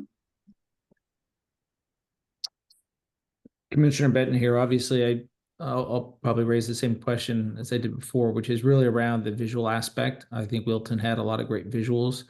Can you and obviously that bid was up around 160. So I'm interested in what you envision being the visual aspect of our code with our budget. And honestly, I don't envision the type of form-based. Wilton was, downtown was truly a form-based code, although a hybrid. We didn't do all of the things that are in a classic form-based code in terms of a regulatory plan, because I thought it was it would be too difficult and unnecessary, quite frankly, to do. So we used, because the true form-based also regulates street widths and so on. We don't want to get into that. You've already got the whole layout of New Canaan is done. So I think it can be a toolbox type of approach. You've got to You've got the village district authority that's granted to you by the state. You've got design guidelines that could be done, or you could do some of the form-based, sort of a hybrid, but I would limit it to downtown. We had assumed that whatever you choose, yes, we can do that in a limited area like downtown, and then focus in the rest of the code. There are other things that need to be done according to your POCD in the rest of the code, but the rest of the code, particularly your single-family areas, I think, we've learned in Scarsdale that, and Greenwich, any changes in those areas need to be very, very carefully done, very, very incrementally. And those increments can add up and they can make a difference for the good, but they have to be very careful, or they could easily upset a lot of people, a lot of residents. So we would be careful with those, and we'd focus on, and I think your POCD does focus on really downtown. So I think we can do that within the budget that it wouldn't be, I mean, Wilton was a little bit of a very intense, oh, by the way, Wilton has on it, I shouldn't say this, but Wilton has on the P&Z and on our steering committee were some very, very good and very capable 4 architects who didn't always agree. So it was very good. It was a good challenge. It worked out. We enjoyed it. But we got to give and take on that committee, which took time. And our original contract was $150,000, and it was they themselves who said, "Look, we've taken up a lot of your time," so they added a $15,000 extra to do some work along Route 7. I think, and I'll just jump in and not to monopolize, but the types of graphics also may vary. There's the full-on Wilton-esque form-based code, but there are also very simple graphics like you saw in Scarsdale. There's photos. In Greenwich, we used a lot of photos for the signage design guidelines. Greenwich didn't want to show negatives. They wanted to be more positive. So we found, examples within Greenwich of nice signage and what to emulate, what to sort of continue and why. And so that was actually very effective and very simple, and pretty cheap, I would imagine. It didn't take Jonathan much. I think he spent some time walking around some of the areas, took a lot of photos, compiled that in a thoughtful way. That can still be very effective. So it doesn't have to be, tons of bells and whistles. It really just depends on what you're trying to get across. That's perfect. Thank you for that. The last question on my front is obviously the public engagement discussion you had was great. Is that included in the bid? Public engagement is included in our bid. Very good. Thank you. This is Chairman Radman. One final question. You talked about the Wilton code that you put together was about 150,000 with an additional $15,000 add on top of that. How confident are you that you can work with us on our code and develop a work product for a new zoning code within the $100,000 budget that we've established? I think we're fairly confident, and one reason I would say is that we're starting with a base code, again, that I think I do think it's good, and it's a very good base to start with. And I think a lot of Connecticut towns we've worked in do not have that base. I think you have a very good, well-organized code, and I wouldn't get into, I don't see a need, unless you do, I don't see a need to start reorganizing it or putting different sections in different parts of the code. I think it's logical, it's well organized, it's thought through. Glenn's known for that in Connecticut, and I think what we can focus on then is what your POCD identifies in terms of what needs updating, and particularly then the area around the train station, downtown, the areas that your POCD mentions. Totally agreed. Commissioners, anything further for BFJ? I think it's precisely because we did just write a very good POCD that the attorneys who are presenting month after month in front of us keep pointing at the POCD, and they point at the deficiencies in our planning and zoning regulations. And it even happened last month. One guy said, I'm proposing a hotel. Nowhere in your regulations can you build a hotel in New Canaan. And we thought, okay, so there's some obvious deficiencies in our regulations, but we're also pressured because they point to the POCD and they say your own POCD encourages the kind of development I'm asking for. So you've got to give me relief from these regulations. And what we're asking you to do is help us with these regulations so that these attorneys don't keep pointing out the differences and the discrepancies. Yeah. Basically exploiting the difference between old regulations and a new POCD. Right. And I think you get that. That's what I hear you saying. Yeah, So. and that's what I'm saying. I just again went through your POCD today, and I looked at it and said, hey, there's about 8 pages here of recommendations.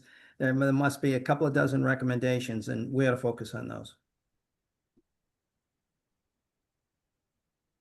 Great. Thank you very much. We appreciate the time and effort you put into the presentation. It was very enlightening and gave us a lot of good context in terms of where BFJ is and what your approach would be. I think it's very reassuring. Well, thank you all very much. Thank you very much. Yeah. Okay, Sarah, last but not least, right, we have SLR. Yep, that's correct. Who do we have from SLR? Hey, good evening. That's a familiar face. Oh, again. Yes, it's nice to see everyone again, and some new faces. Let's see, Jason Williams on our team is going to be sharing our presentation, so he'll get that up. But the first thing we want to do is just kind of initially introduce ourselves. And as many of you know from our previous work, my name is Robert Collins, and I am a professional planner with SLR. And I'm also the proposed project manager for the zoning review process. Jason, you're sharing like your wrong screen. I don't know. Figured I was. Is it a map? Yeah, it's a map. And so I will be, since I'm the proposed project manager, I'll be, the primary contact with the town staff, also with the zoning review subcommittee. And, I'll be touching all aspects of the project throughout the full duration. If you could go to the third slide, Jason. And then I'll let the rest of my team members that are present tonight to introduce themselves. Thanks. Hi, everyone. Nice to see all of you again, or some of you again.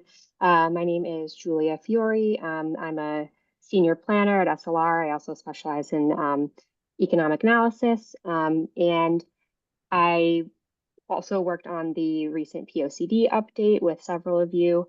And for this effort, I would be, working closely with Robert and leading some of the community engagement activities. Just to provide some, continuity between the POCD engagement, which was, very robust and successful, and leading this into implementation.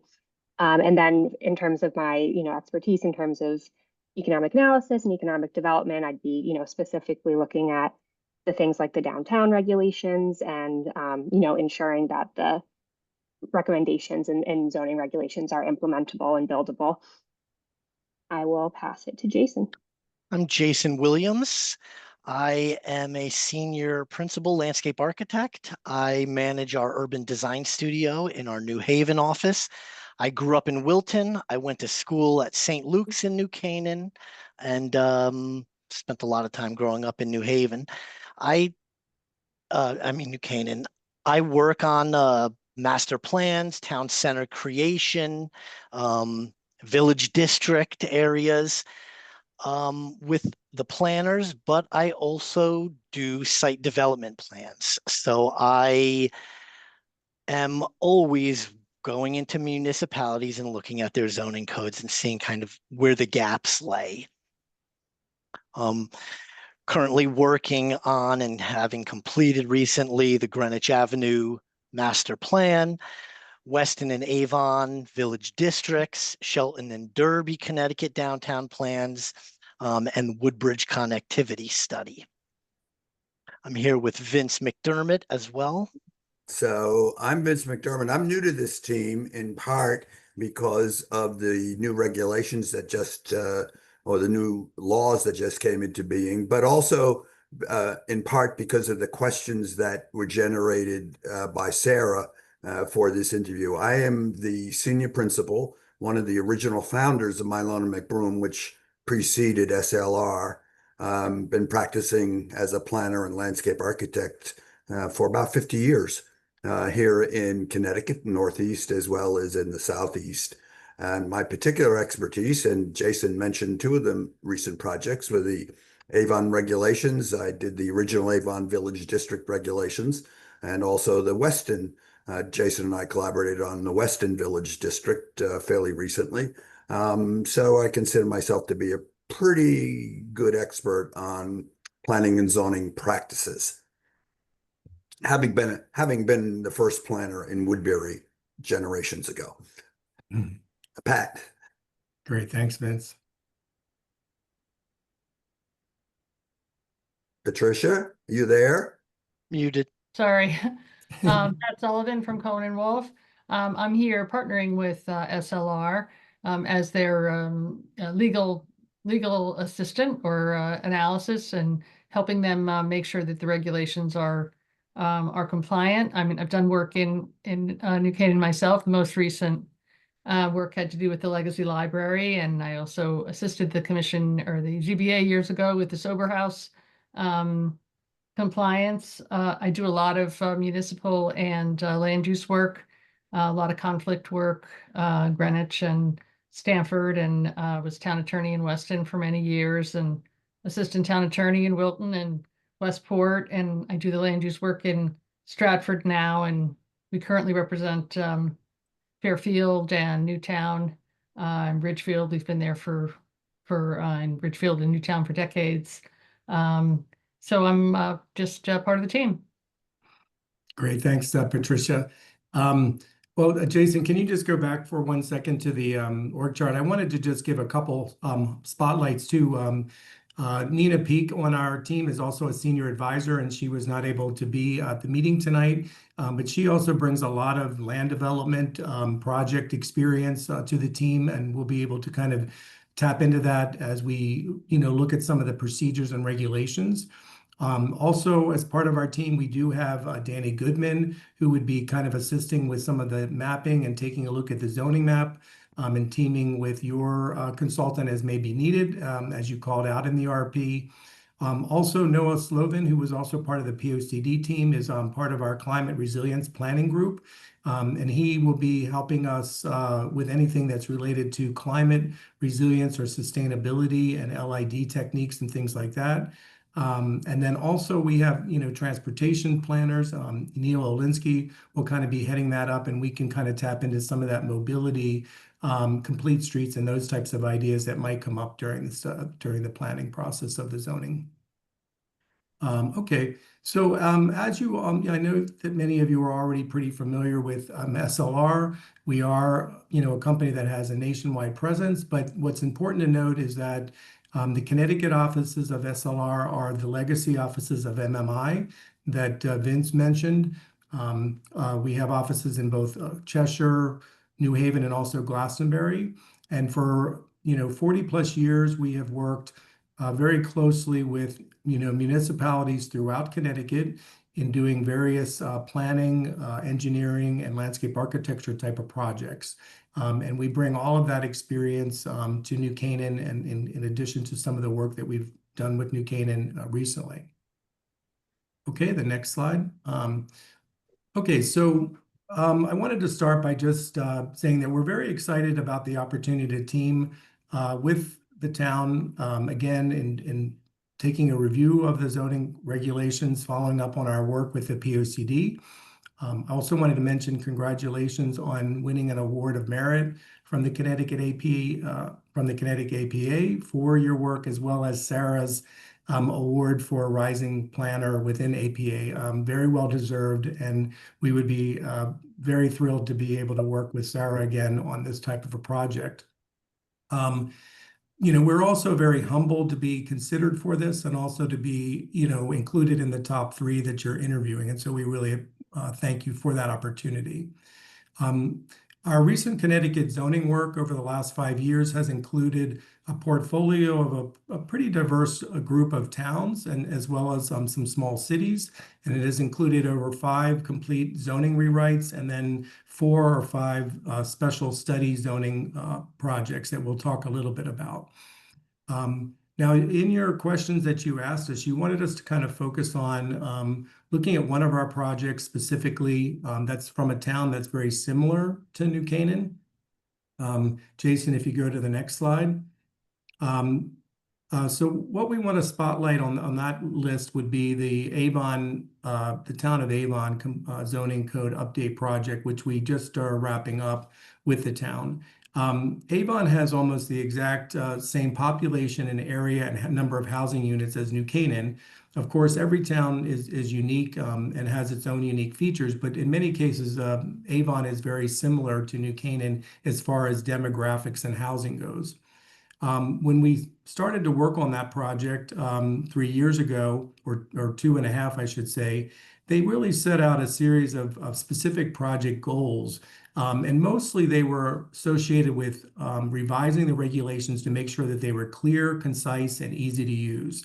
There was while they had 10 existing sections, and we were able to narrow that down and kind of consolidate to 7 sections. They didn't have dimensional standards tables or consolidated use tables that really were able to make the user of the zoning code more user-friendly. And that was the first time that they had kind of had a chance to see all their uses in a consolidated use table, and is now finding it very useful in answering quick questions about various uses and district standards. They had completed their POCD update a couple years prior to, so they were running a little bit behind on getting those recommendations from the POCD into the regulations. But there were 16 items that we kind of focused on with them, and that included everything from ADUs to cluster zoning, revising their TRD regulations, which is kind of a unique regulation within the state of Connecticut. They also have the Avon Village Center and a village district, which MMI had previously helped the town develop. And so with the zoning update, we did some refinement. And Vince was an active part of that project. And also complete streets. They were just developing a policy, and we were making sure that there was connections within the zoning regulations. They also had, special development challenges within the town, which included the Avon Village Center, which had started to be developed, but there were some issues that were starting to needing to be addressed. They also had special development types like multifamily and apartments that needed some refinement and some closer look, and as well as commercial signage, which there was some discrepancies between small properties and large properties. And we worked very closely with them to kind of get that revised. The process that we undertook with Avon was very similar to the process that we're initially, have suggested to lay out for New Canaan, and that would include a comprehensive baseline review, going subject by subject, as well as taking a look at all the stuff within the POCD and working very closely with the subcommittee as well as with Sarah and staff to fine tune that. That's always followed too by an annotated outline, which we take very seriously in kind of, it basically becomes the table of contents of the new code.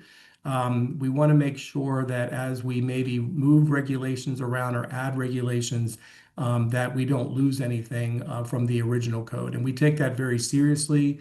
And even during final stages, when you might see clean copies of the new code, we still have that institutional record of everything so that we can answer questions very clearly if people want to know where something has moved to. Okay, if we go to the next slide. You also asked some specific questions about our project that we had in Stratford, which we wrapped up last fall.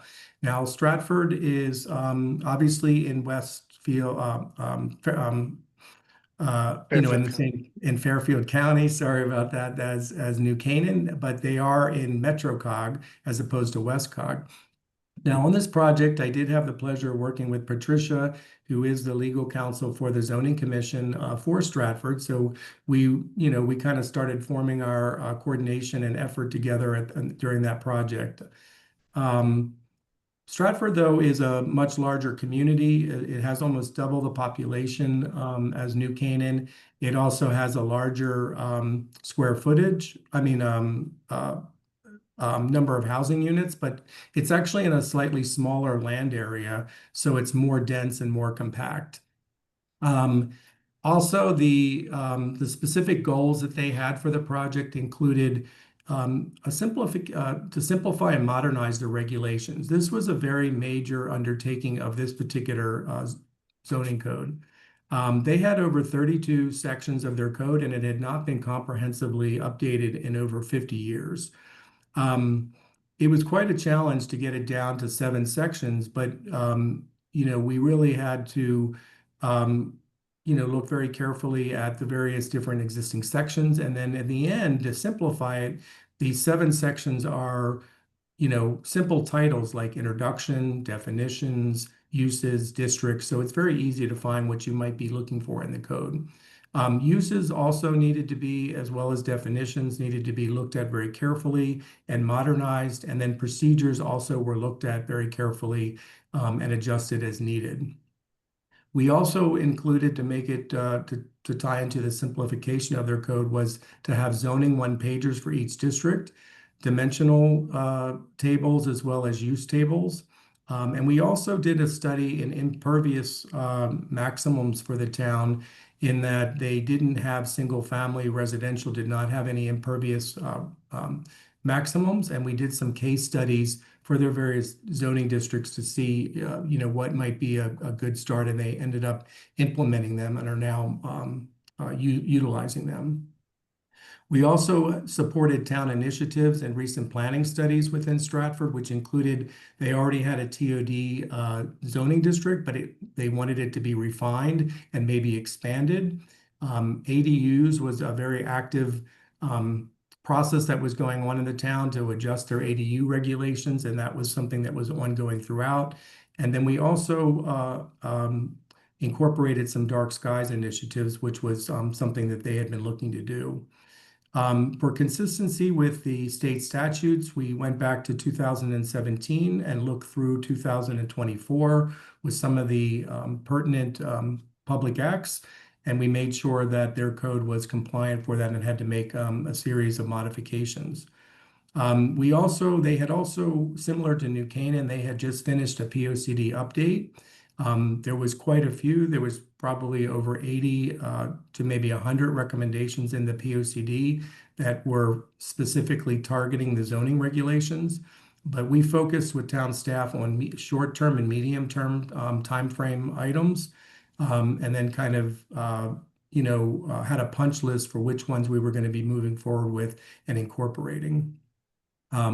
We also had a similar process that we laid out with a comprehensive baseline review, and then also a detailed annotated outline, which was very needed in this particular case, since there was so much in their code that was being moved around.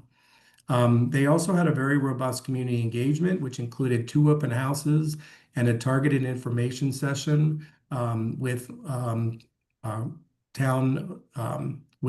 land use attorneys, as well as property owners and business owners within the town, which turned out to be very successful. There was also a promotional video to kind of inform the community, both commercial property owners as well as town residents, that the project was going on. And then we had numerous active zoning commission meetings and work sessions, similar to what we're laying out for New Canaan. Just wanted to show you this real quickly. This is the residential section of the Stratford Consolidated Use Table that we put together for them. And this single page table represents over 20 pages of their code that were narrowed down to this table. So there's a lot of benefit in having things in tables for quick reference, and then having things in definitions and special use regulations and things like that. Now, taking a quick look at New Canaan's, at your existing regulations, we're fortunate to have some understanding of your zoning regulations already because of our work with you with the POCD and in developing some of those specific recommendations that were embedded in the POCD for consideration for the zoning code. But at the same time, in preparing for this interview, we did take a fresh look at your code, and we find that your overall organization is good. There could be maybe some slight reorganization, but what we also found was that in many cases the code from many years, and we're very eager to kind of talk with staff as well as the commission to see some of the progression of how codes, some of the sections got to be the way they are. But there's a lot of complexity within the code, that as the average person using the code might find difficult to use. We know that in looking at your zoning districts, that there's similar to what we saw in Stratford, there's long list of different uses. They're not organized in a consolidated use table, which might be beneficial for the community, but making sure that there's not a loss of some of the nuances to those uses. We know that definitions should be looked at universally because there might be some out-of-date information. And we know that there's probably a need for some modernization of some of the uses. And one of the things that we've found in all the other communities that we've done in Connecticut is that healthcare is an example of a use that probably needs to be expanded within the zoning code, because there's a lot of new types of uses like urgent care centers, surgical facilities, diagnostic facilities, and in many cases, those unique type of aspects are not clearly indicated within your current code. We also know that you indicated that there's kind of an overburden of applications to the Planning and Zoning Commission and also for staff that's related to triggers for commission approvals and special permits. We do want to work very closely with you and town staff to kind of find out, exactly what their perspective is and what your perspective is on that.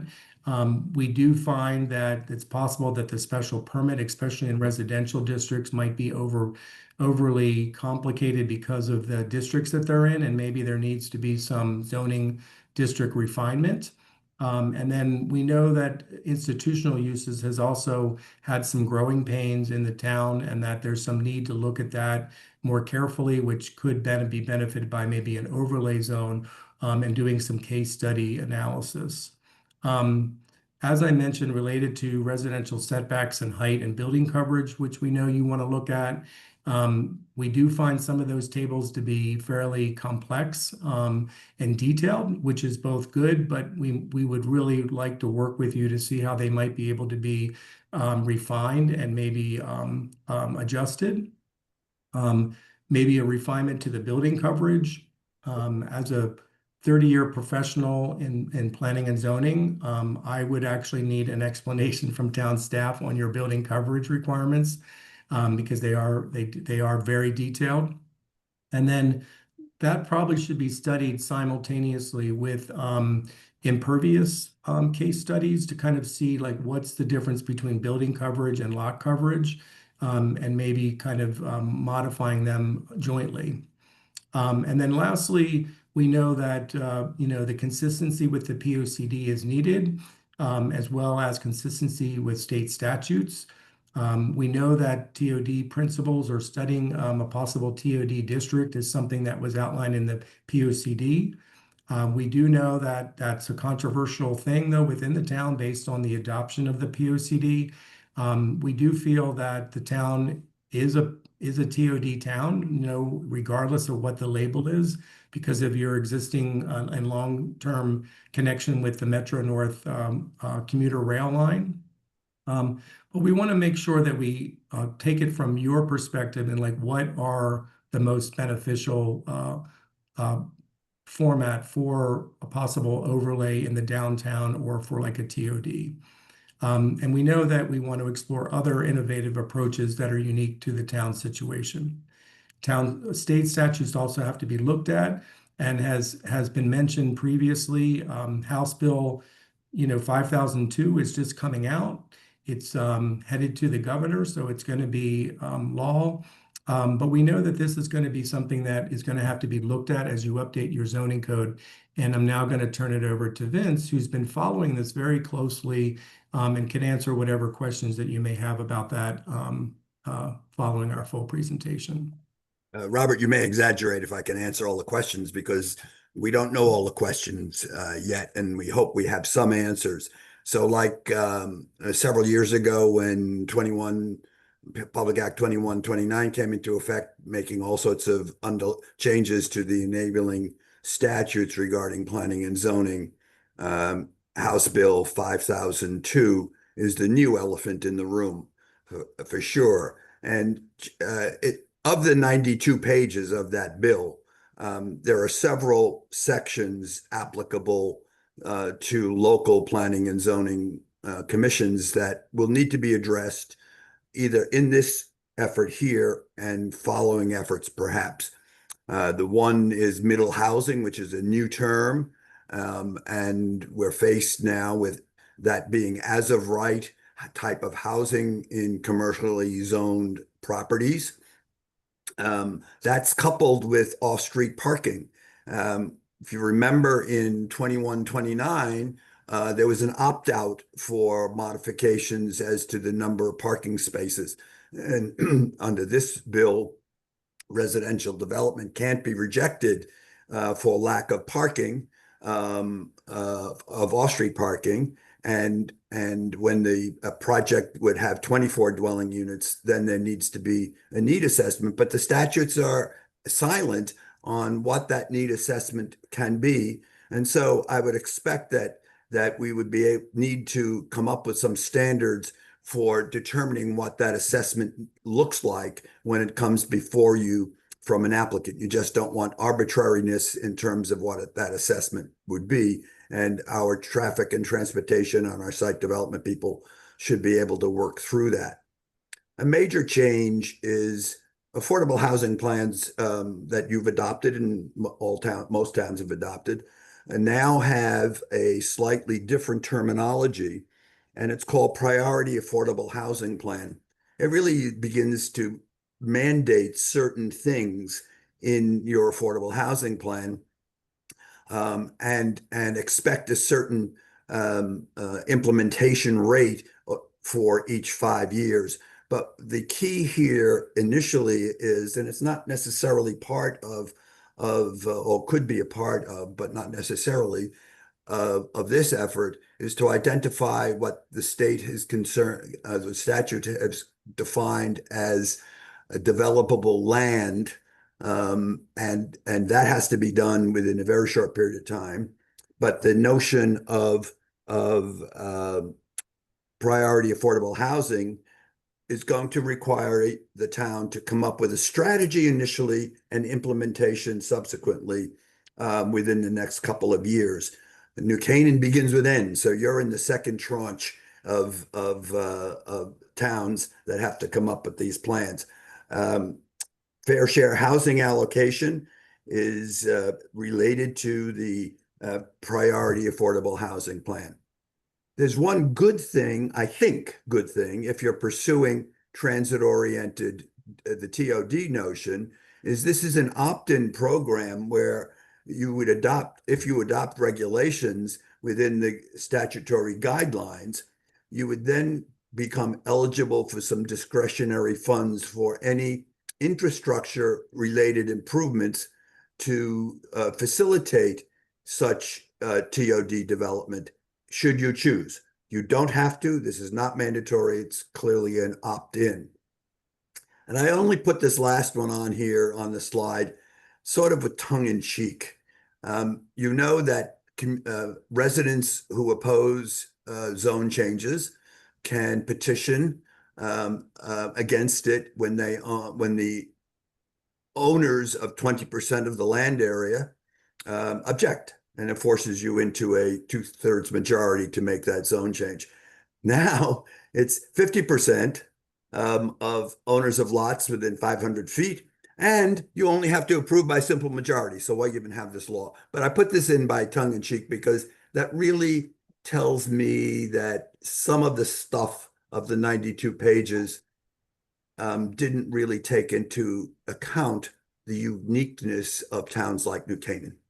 So we're here as part of this effort to walk you through that as best we can. There will be more to come when we become more expert on it. I know there's a session that I'll be attending in a couple of weeks, and I think Sarah, you'll be there. And you'll hear some of commentary by the folks from the Planning and Development Committee in the General Assembly who have created this new elephant. So you've heard a lot tonight about form-based code, the regulatory alternative to the traditional Euclidean zoning, which separates land into uses, residence over here, commercial over here, and form-based code looks to change things up a bit to focus more on physical form, but there are some pros and cons with those. Starting off, form-based code can lead to consistent and predictable physical outcomes. Here's the building massing, here's the street frontage. By creating such, you essentially create that public realm that we now see is New Canaan. By regulating the form, rather than regulating the uses, the code encourages walking and gathering and shopping, creating that vibrant street life, which New Canaan currently has, places an emphasis on architectural and streetscape specific elements to improve the overall aesthetics and create that sense of place. And it allows for flexibility so that existing buildings can change internal uses, adapting over time, which fosters resiliency and economic development. The cons are there's an upfront cost in planning and potential overhaul of the existing zoning code of a particular municipality. It can be difficult to amend if once adopted, if the code is overly prescriptive in details and specific requirements. There's also a risk of homogeneity leading to uniform architecture and, as was mentioned, stifling creativity and variation. Hot off the presses, we currently did a quasi form-based code for the town of Cheshire, Connecticut. Cheshire, Connecticut currently doesn't have a walkable downtown. So how do you create one? We identified, based on a brownfield area revitalization grant from the state, an existing area along a straight road in the historic downtown core. In red, you could see multi-use pedestrian trail, the Farmington Trail, which pedestrians walk through. And on the right-hand side, you can see the current zoning. This area is anchored in purple by industrial zones, and then the core along State Road in red, a commercial zone. Not very great for a walkable community. And so below you can see the special area plan in creating diversity of houses, retail, restaurant, commercial, along pedestrian and vehicular corridors. Well, how do you do something like that?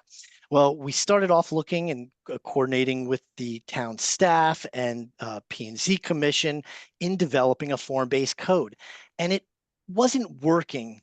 So the town said, maybe we want to do an innovative approach and look at almost creating an overlay district for this area with sub-districts within those. And so on the right, you can see the allowed use table that identifies all of the different uses within all of these zones. Now, in order to define what uses go into these zones, you go back to the special area plan and envision people walking, people parking, and how far is it to get from an apartment to a cup of coffee or a slice of pizza. The code then summarizes the sub-district requirements and follows along a very concise linear path that educates designers, developers, people within the town on the required dimensional requirements and architectural requirements for each of the sub-districts. Very simple graphics, very easy to understand. So acknowledging the New Canaan has existing village districts and does have things like architectural concept and consistency, height, bulk, and scale compatibility, even landscape screening and lighting standards. It's very general. And so one innovative approach for this project may not be going full form-based code, but just creating a very robust design guideline that takes a lot of the components from a form-based code that through public engagement identifies the desired materials from roofing materials, doors and windows, identifying specific heights and how those heights are measured. In the existing code, it's a little bit difficult to understand that. The graphics are there, but once you start going through the text, your head's spinning. And then, looking at vegetation and creating an urban ecology of native trees in New Canaan so that it's very specific and very easy for Planning and Zoning Commission to review applications because it's all within the design guidelines. And it's actually easy for architects and landscape architects, developers to follow when proposing new plans. Okay, thanks, Jason. Hi, this is Julia. I'm going to be talking about our public engagement approach. So first of all, our goal overall is just to ensure that the New Canaan community is actively involved and well informed throughout the whole process. We know from the POCD engagement that your town and your citizens are extremely well informed, engaged, and that there's a lot of expertise and interest in the community in these sort of efforts. So, community engagement is very important. This is part of our core scope, and I'm just going to outline a few of the things that we have proposed. So, first, and sort of walk you through our outline for how we approach this process. So we'd start with the project kickoff and initial planning meeting where we would bring together the town staff and the subcommittee. And here we would set up our project goals, our schedule for engagement, and hear from you, just to initially understand the objectives and expectations, and then finalize a public engagement plan. And we envision, pretty continuous interaction with the town staff, with Sarah, and regular interactions with the subcommittee. And we've scoped for 6 working sessions, we would call them, specifically with the subcommittee, as well as, basically monthly town staff review meetings. And another part of our ongoing engagement will be through the use of a story map, our project website. If you saw the POCD story map, you'll be sort of familiar with that tool, but it enables anyone that's interested in the project to just, you would link it on the town's page, and they can find everything they need to know about what's going on, what's happening next, how they can get involved. And we'll even use that as a tool to share sort of draft updates and draft materials. And it can also be used as an educational tool to go over sort of the main concepts, like what is TOD, going over different aspects of, regulations that may need to be followed. So it can house a lot of great information. So after that initial launch, we would have, we'd begin our comprehensive review of the existing zoning regulations and the zoning maps to identify, main areas that may need modification or updates. And community input's really important here during this phase. So this is when we would have our first public open house. And the open house format would be, we find it's very beneficial to these sort of planning projects to have several hours where people can come through, engage directly with each other, with us, with you, to discuss their concerns. And we use very engaging graphic materials for our engagement, using visuals, pictures, so people can understand what we're talking about in terms of zoning, which can sometimes be kind of complicated or boring to the general public. So we like to make it as engaging as possible.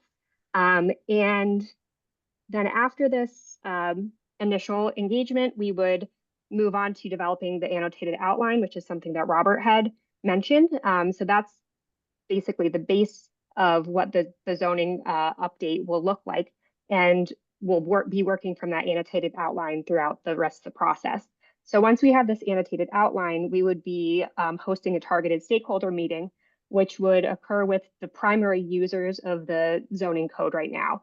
So, anyone from town boards and commissions, town staff, as well as, land use lawyers, developers, builders, anyone that is very, interested and engaged in the zoning code. So we envision this being a virtual focus group format to have some in-depth conversations around this.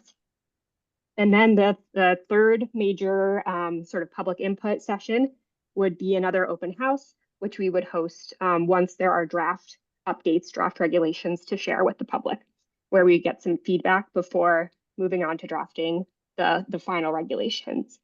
And finally, we would also, be involved in the public hearing process through adoption. Next slide. So this is just an example of one of our story maps. This is from Stratford. So you can see there was an interactive zoning map on the story map website. So to understand the current code, those sort of circles were different pages that folks could click on to learn about TOD, housing, and active mobility. And then we also include the project process and timeline. Next slide. And then here is just an example of how we engage the public regarding zoning to make it as clear, simple, and understandable as possible. So this is an overview of what was done for Stratford. This was at the third public, once the draft regulations were formed, this is how we sort of shared what had changed. So going over what's been updated, things like organizational changes, alignment with the POCD, consistency with state regulations, and alignment with other town initiatives and planning trends. And then an overview of what changed in terms of the zoning districts, simplifying the format, standardizing materials, updating things like the purpose statements, different overlay zones, and then an update of use and use-related standards. So the creation of consolidated use table, new uses that were added, things like beekeeping, and then looking at updated and new use standards as well. And then for site development standards, we looked at increasing the organization, updating the existing standards for things like parking, signage, coastal area management, and erosion and sediment control, as well as some new standards. And like Jason mentioned, especially for site development standards, we have a lot of experience working, from the side of the developer who is looking at these site development standards, helping people comply with existing site development standards. So we're very familiar with what works well and what can be challenging. Okay, next slide. So finally, our approach overall for community engagement and engagement with you all is to guide, advise, and engage. We want to review and build upon the existing really great work that was done for the POCD update. Keep what you really like from your existing regulations and other planning initiatives. And then we develop that detailed annotated outline that's going to guide us throughout the rest of the process. We're here to advise you, provide information, to ensure that you have all the information you need to make your decisions. We have experts in landscape architecture, ecology, transportation, and land development. So, we're here to answer any questions you have. and we're able to identify inconsistencies and bring our knowledge from land use policy trends throughout the state. And we want to keep engaged with you, the subcommittee, and the public throughout to have a great exchange of ideas. We know you all love your community and you have a lot of expertise. So we really want this to be a collaborative process. Okay, thanks, Julia. Appreciate that. Okay, we'd like to find out if you have any questions, and we're happy to answer whatever questions you may have. Well, first, I'd like to just thank you guys for putting a very thorough presentation together. Good to see you all again after our, adventures on the POCD. And this is kind of phase 2 of that effort, trying to get everything in alignment as far as the zoning code is concerned as well. Commissioners, any questions for the SLR team? No, I think you heard our questions from the last two and answered them through your presentation, so I'm good. Thank you.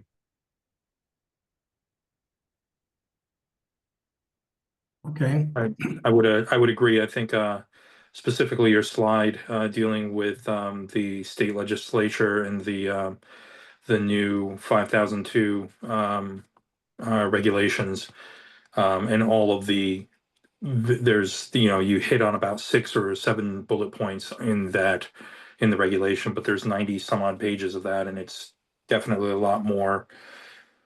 It's a lot deeper and a lot more broad-reaching than you had in that particular slide, and it's one of the main concerns that we have, going into the regulation amendment on our side, putting an update together and seeing how we can, balance putting together a zoning code that not only protects the integrity and uniqueness of our town, while at the same time aligning with the POCD we put together, but also trying to work with, and in some cases work around, state law that is mandating certain things that are not necessarily beneficial to a town of our scale and size.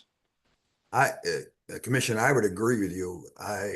My eyes bugged as I went through the 92 pages, and to digest just those bullets, and even my own notes were extensive. But yeah.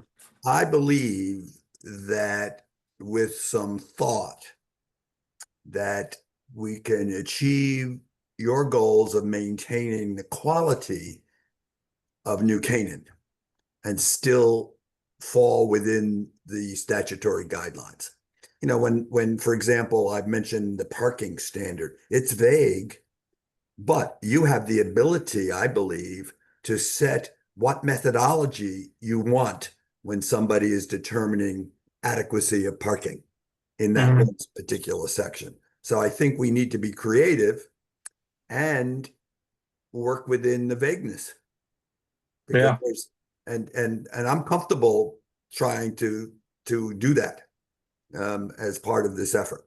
So, yeah, I piggybacking off that, and I know it's kind of hot off the presses or not even hasn't been signed yet, but the ink is still wet. Yeah, the ink is the governor pen hasn't hasn't signed hit it yet. paper yet. But assuming it does, to what extent, right? If we are able to integrate many of these that I guess we have to integrate into our regulation. I guess the first question is, how does that help you with 830G, right? If the goal is to not be circumvented, right? If the goal is let's have our fingertips on these, if we have to implement this by special permit or by discretionary approval, if we can, and it's not just, as of right. I mean, I think a goal would be to, if affordable is happening, which I think it should in many cases, how do we as a commission, as a town, shape that affordability and how it works in the fabric of what we like, as opposed to being in a confrontational, adversarial 830G situation. Yeah. I was explaining this to a former member of the Southbury Planning Commission that I had dinner with the other night, and because that's been a challenge in all towns. I think there is an opportunity here to be ahead of 830G.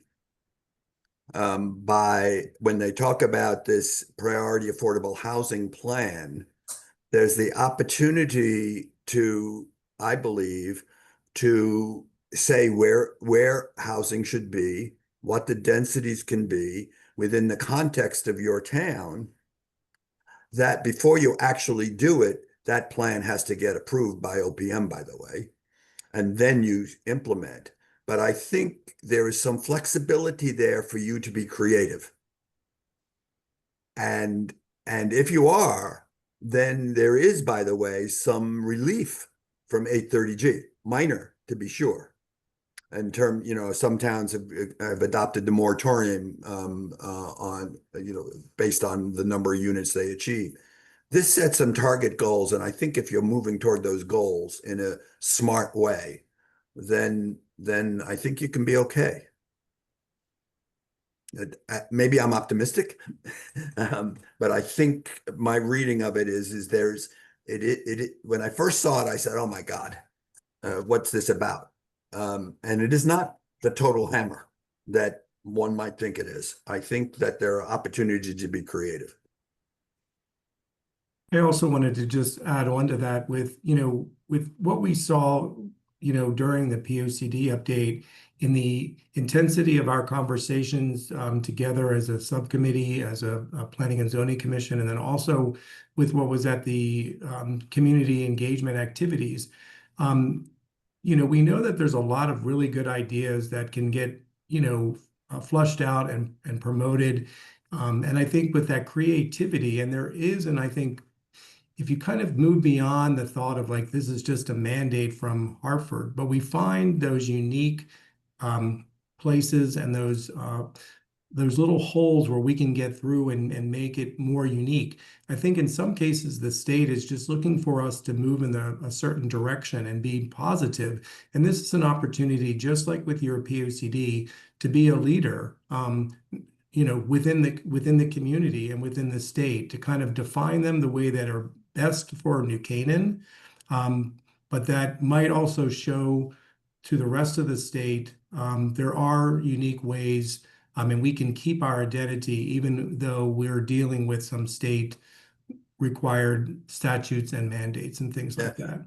Robert, one of the interesting thoughts I had is that, and I don't know the number, you know them better than I do, but the percentage of multifamily housing in New Canaan is significant. And compared to some of the neighbors, they do have higher numbers. That's correct. Yeah, and I think that's significant, and you can build on that. Yeah, and like I said, New Canaan is a transit town, and if the state wasn't making these recommendations or mandates or whatever you want to look at them, the town has always benefited by having the Metro North, and can capitalize on it as the town continues to evolve. And you can guide that because you're very fortunate to have that train station, or actually you have two, but the primary one that's in downtown. You are very fortunate to have that and to capitalize that on how it's benefited through the ages and generations, and continue to make it be as valuable to the community as possible, to your benefit. And also there's some development opportunity sites that we know of, having talked about in the POCD, that could be the catalyst for the focus of that TOD or mixed use, whatever it ends up being called through the zoning updates, is going to be, I think, very crucial. But it's a unique opportunity that you have as a town to kind of set the pace. As Commissioner Kriz, when I studied chess, I learned early that if you're not thinking at least a dozen moves deep, you're just moving pieces on the board. You're not really playing the game. And what I'm hearing here is that there are ways we can make some decisions now that are getting us perhaps ahead of the curve in dealing with some of these matters, so that we will be well situated as things move forward. But we need to make smart moves. We need to make them sooner rather than later. Yep. The small town feel of New Canaan is something that's very precious to people here. and how we can not only preserve the good bits, but even make it better. We have all manner of downtown residential, some of which have been recently approved that have been very successful.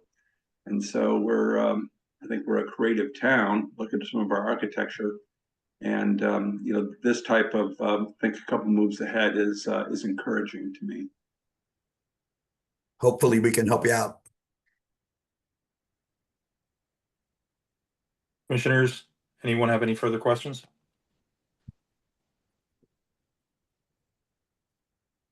Okay. Well, great. Well, thank you again Thank you. so much for giving us the opportunity to meet with you all again.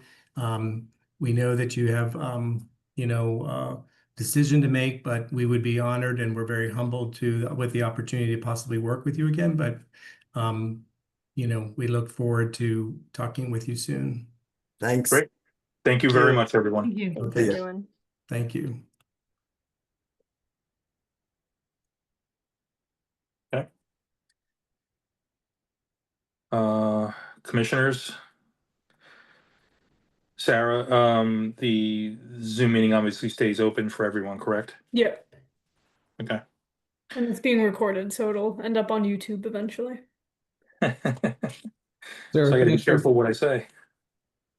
Sarah, thanks for teaming them up. It was nice to have the decks be short and Yep. very concise and really to the point of what we were asking for. So I thought they did a really nice job. Yeah, I think all three of them did a really nice job, and it was very effective.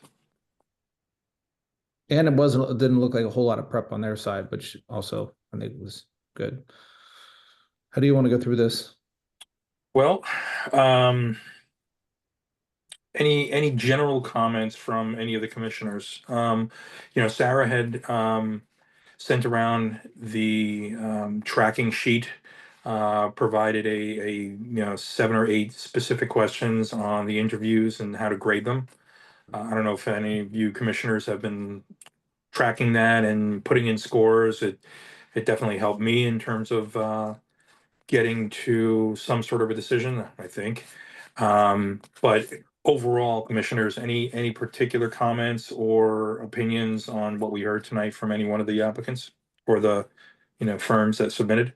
Yeah, I mean, I'll just start. I mean, I think with, again, 5,002 coming down the line and that being pretty new and fresh and, going to have to be integrated into this in some capacity, I think it's, I would lean in favor of the two firms that have done the most work in Connecticut and have the local knowledge and have worked with 830G, have worked in this, jurisdiction and understand the local laws that affect us, and then are, belly deep in what's being passed. I think that's kind of going to be important in, if these affordable mandates or however you want to call them are being, imposed. I think it's going to be good to have their local expertise and, as part of the equation.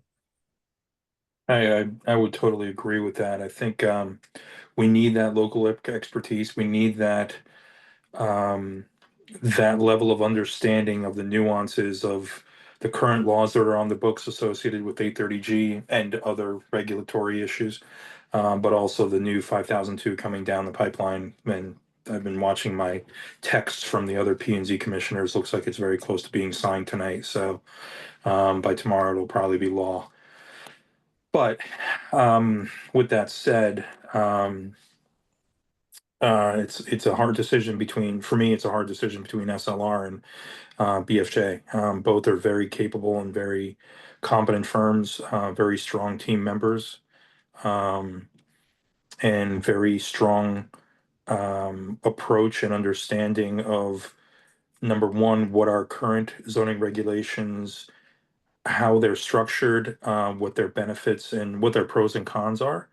And also each one of them took the approach and have the recommendation that for lack of a better description, we're not going to throw the baby out with the bathwater, right? That our current zoning code does have many positive aspects to it that we could build upon and do some sort of a hybrid approach to this form-based code, not necessarily a true form-based solution, but elaborating on what we currently have as our zoning code to just make it more clear, and using um, using parameters and examples of how form-based code is put together to reinforce our rewrite of our and update of our code.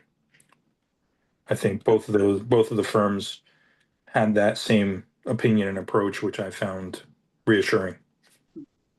Mr. Chairman, this is Commissioner Chris. I would agree with Commissioner Knowles that having people advise us who are very familiar with Connecticut laws, with adjacent towns and with our town is going to be particularly important here. And with BFS and SLR, we had people who are locals, many grown up next door to us or went to school here. Yeah. Understand our towns very well. I also noticed SLR is 145 people in Connecticut. That's a lot. And they both done extensive, diverse work in many towns throughout the state. I also noticed with SLR, they have an attorney on staff they brought who has municipal, experience, which is important. They also have landscape architect, which I think is very important too. And one thing that they bring is that they were with us for a significant amount of time with our POCD, so they have a lot of knowledge of us and how we work and of the town, which is unique to them. But I would agree, Mr. Chairman, that it's really, for me, it's a bake-off between BFS and SLR as the choice. That's where I'm coming out, and I think they're both qualified, and whomever we choose is probably going to win by a head. But they're both very qualified in my view. I agree with you, Mr. Chairman. They're both bring a lot to the table. Well, I guess I'll be the foil here, but put a bit of a contrary thought out there. I mean, number one, I think 5002 is a big act of legislation that's coming out this year, but we see this every couple years from the state. This isn't new. I mean, so to couch what we're doing today for the next 10, 15 years with our zoning regulations on a piece of legislation that hasn't even been signed yet because it's so fresh, I think is a little short-sighted. I think our problems are, to the extent that we have problems, are much longer ranging than whatever the governor signs or doesn't sign this week. I'm still a fan of ZoneCo and what the national knowledge that I think they bring to this and their distinct expertise in zoning. But I do think the decision for this group comes down to how much we're looking to evolve and change. And I can concede that ZoneCo may be a step too far for this town and this commission. That doesn't mean I don't like them, but I can see how that might be the case. And if that is the case, then, I think, again, both BFJ and SLR, just like with the POCD process, they're both good firms. They offer similar things. But SLR has the institutional knowledge based on doing the POCD. So if that were the choice that we were left with, that's the way I would vote.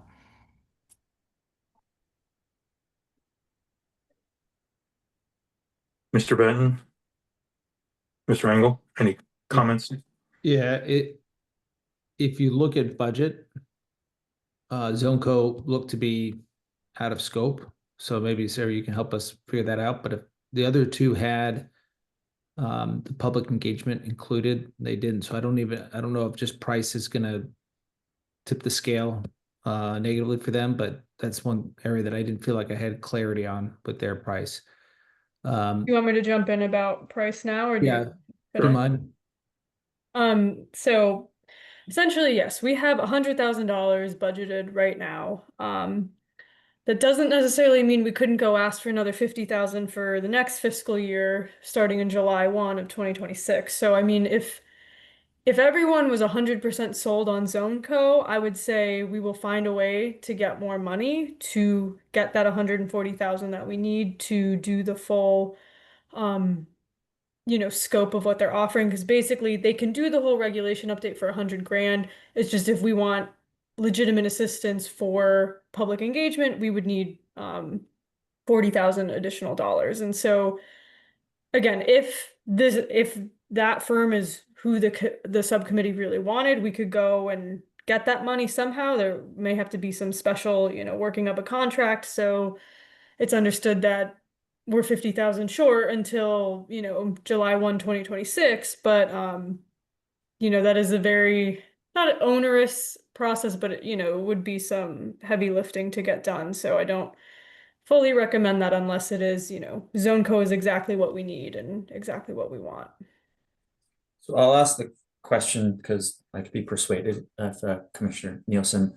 About ZoneCo, is it specifically their technical expertise? Is they have, they're working everywhere, and so they have a wider body of kind of knowledge in terms of the way they're going to be drafting things? I guess what's kind of pushing you towards ZoneCo? Yeah, I think that because what they do is zoning regulations, they are probably the most qualified in terms of writing a zoning regulation. And I think doing it around the country gives you a lot of perspective on solving problems in Connecticut that, groups that only work here, they might have a handful of solutions. I think someone that works nationally will have a bigger toolbox to be pulling from.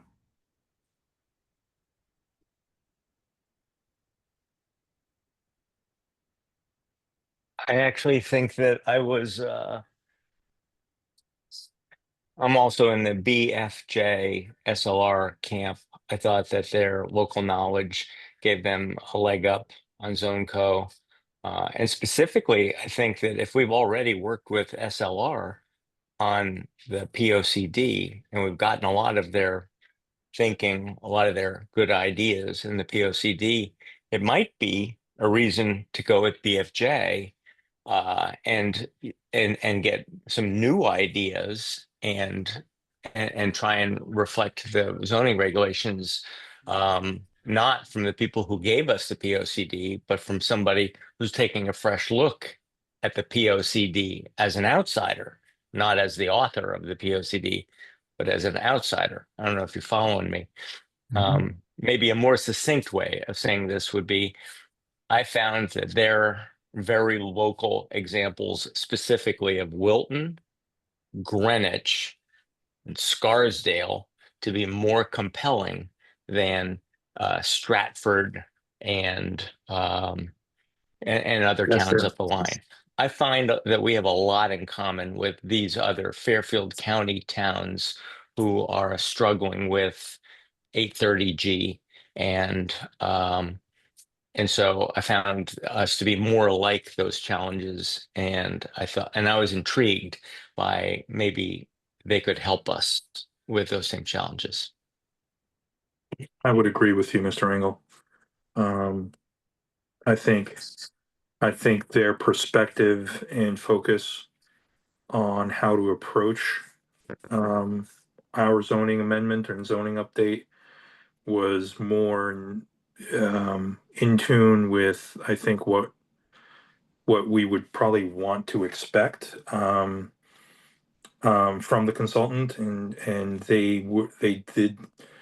Even although SLR is obviously very familiar with our zoning code and having written the POCD with us, SLR was just as familiar and did their due diligence research on how our zoning code is currently structured and where the improvements could be made. I think that's that says a lot in terms of what their interest is and how much interest they have in helping us refine and update the zoning code. I think ZoneCo, while to Commissioner Nielsen's point, they do have a broader perspective on zoning code amendments nationwide. And I've said this in the past for other applications and doing a lot of travel for work. I don't want to see our town become what I see all over the country. Um, I see a lot of bad things in other municipalities and other regions and other districts and large scale and small scale towns. Um, and I think that's the beauty of New Canaan is we've been able to hold on to sort of the preciousness of the integrity of the town. And I know it's taboo to say, oh, we're maintaining the character of the New England character of the town. Well, I don't really care. That's exactly what I think we should be doing. Um, as a zoning commission and as residents in the town, I think there's something very precious about the character of the town that we have to do everything possible to maintain. And I think a firm like SLR um, or BFJ will do a better job of that, having the regional knowledge and very local knowledge of the towns and the existing zoning codes and constraints that are associated with the towns, more so than Zone will. Mr. Chairman, Commissioner Chris, also, I already get a feel that both BFS and SLR would do an excellent job within our budget. If I look at some of the budget numbers from ZoneCo, many of them were more than double where we are. So I'm just wondering what sort of version we're going to get. They mentioned that public engagement would be an add-on. I think this is New Canaan. Public engagement is sort of a necessity for our town, particularly for something as important as zoning, where it gets really personal really fast. And we need to demonstrate, hey, we're here, we're talking to you, we're listening, talk to us. I think those are very important. Again, I'm still on the BFS versus SLR. One thing I will say about SLR, from my experience with them in the POCD, is that when we had, Mr. Chairman, 5 separate meetings with the town council to address that matter. Those meetings were not really in their budget, but they showed up physically and they participated without a question. And so I found them to be really quite flexible in dealing with unexpected things that needed to get done. And I thought that was very helpful to the entire POCD process and, speaks about how they run their business. I'm in the camp of SLR and BFJ for the same reasons. I think the budget is too high on the other one, on ZoneCo.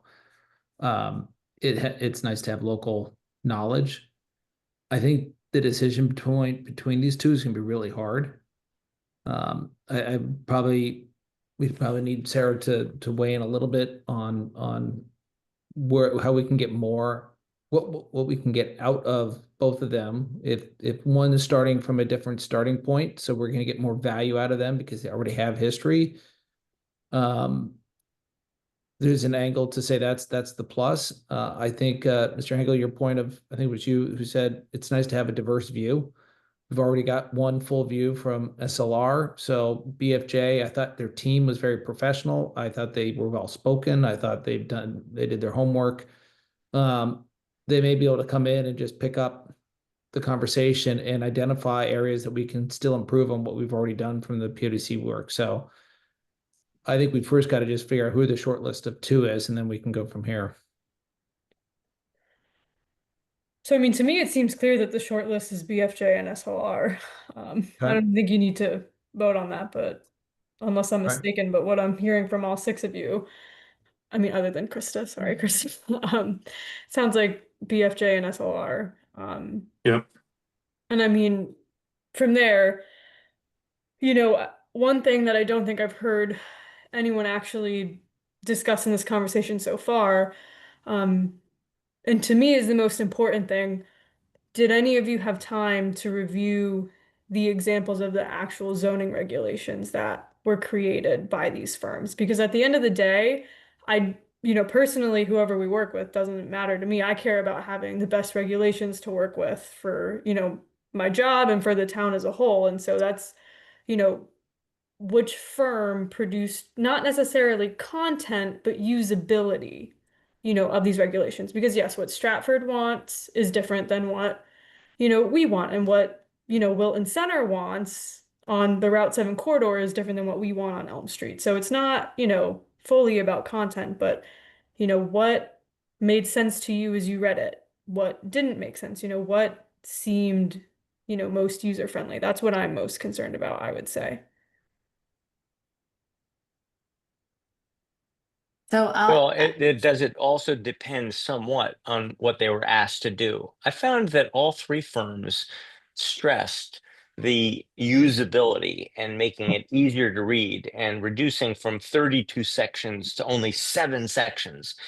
And it was a little bit lost on me why that was a benefit to make a big document smaller or make it easier to read or write it in a fifth grader's, you know, vocabulary. I mean, I wasn't quite sure if that's what they were asked to do and why that was a benefit. So I was a little confused. But if I read these regulations and I say, oh, this one is so much more succinct, well, maybe it was because that's what they were asked to do. And so it's very hard for me to know what the mission was in the Wilton regulations versus, say, the Stratford regulations. So, I mean, I think what we're asking these firms to do is to provide us with simplified and clearer regulations. So, you know, I think that is, you know, partially what you're evaluating against. And you know, I hear your point about what in particular were they asked to do. But at the end of the day, I think a general rule of thumb in planning and zoning across the nation over the last decade is user friendliness, and having, you know, the layperson who, oh, I want to put an addition on my house. They're coming in, and the goal is that, you know, someone who owns property in any town in America could go and read their regs, and, you know, they may not be able to, you know, fully do everything without a consultant, but to be able to at least read it and understand what they're being asked to do. I take Ms. Carey's point, you know, to the extent we can make it more of a do-it-yourself plan as opposed to hire someone at $400 an hour for a couple hours plan, I think is a good thing. And I would like to try that, do it the best we can to achieve that, and to decrease the cost and hassle factor, which is also cost of making applications. I mean, my own sense is that of the bake-off names, I think each had some strengths and some were particularly good at others, whether that was just the choice of what they chose to submit. But again, my sense is we're going to get very good and simplified plans from either of them. And it comes down to often very soft issues, in my view, on which one we want to choose. Sarah, in your opinion, who are better drafters? So I felt that BFJ had less examples for me to actually look at. I only found the Wilton and the Scarsdales one to actually look at, and neither of those were full regulations. So that concerns me just a little bit because I feel like I don't have a full set of regulations to compare against. And then you know, Stratford's regulations again are much larger than what our regulations would be because it's a more densely populated municipality, but you know, they were easy to read and easy to follow. I mean, because I look to you in the sense that, right, you are interfacing with developers and architects and applicants every day. And, you know, when I do it in my world, it's you have a provision that you know, go back and forth on, and it's a, you know, the easier readability in terms of me coming to you and saying, hi, this is, you know, I think I read it this way, you read it this way. It's a, you know, inputs are the same for, you know, and the outputs are the same, you know, just a different property. That's better for business, and that's better for you, and that's better for everybody who owns property. So yeah, I think readability is key. And if you're saying that SLR is, from what you saw, kind of had better samples, then that to me is persuasive. Yeah, I definitely saw that. But again, like I said, with BFJ's example. I did not have a full set of regulations to be able to look at. Gotcha. Yeah, I'll add, I mean, I don't find Wilton's regulations to be particularly easy to read. I think that it's hybrid. I don't think BFJ did the whole thing. I might be misconstruing this. I mean, I do like what they did for the form-based part for the downtown. I think the illustrations in there are nice, but overall, I find the Wilton regulations to be pretty cumbersome. And I really don't love the idea of us doing an overlay of form-based zoning on top of our existing downtown zoning. Either I think we go for it or I think we stick with design guidelines, but I'd like to see us end up with less zoning districts on the back end of this and not more. So I wouldn't want to do it the way that Wilton has done it. Not that, again, BFJ did whatever the client asked them to do. I'm not suggesting that was their choice, but I'm not a big fan.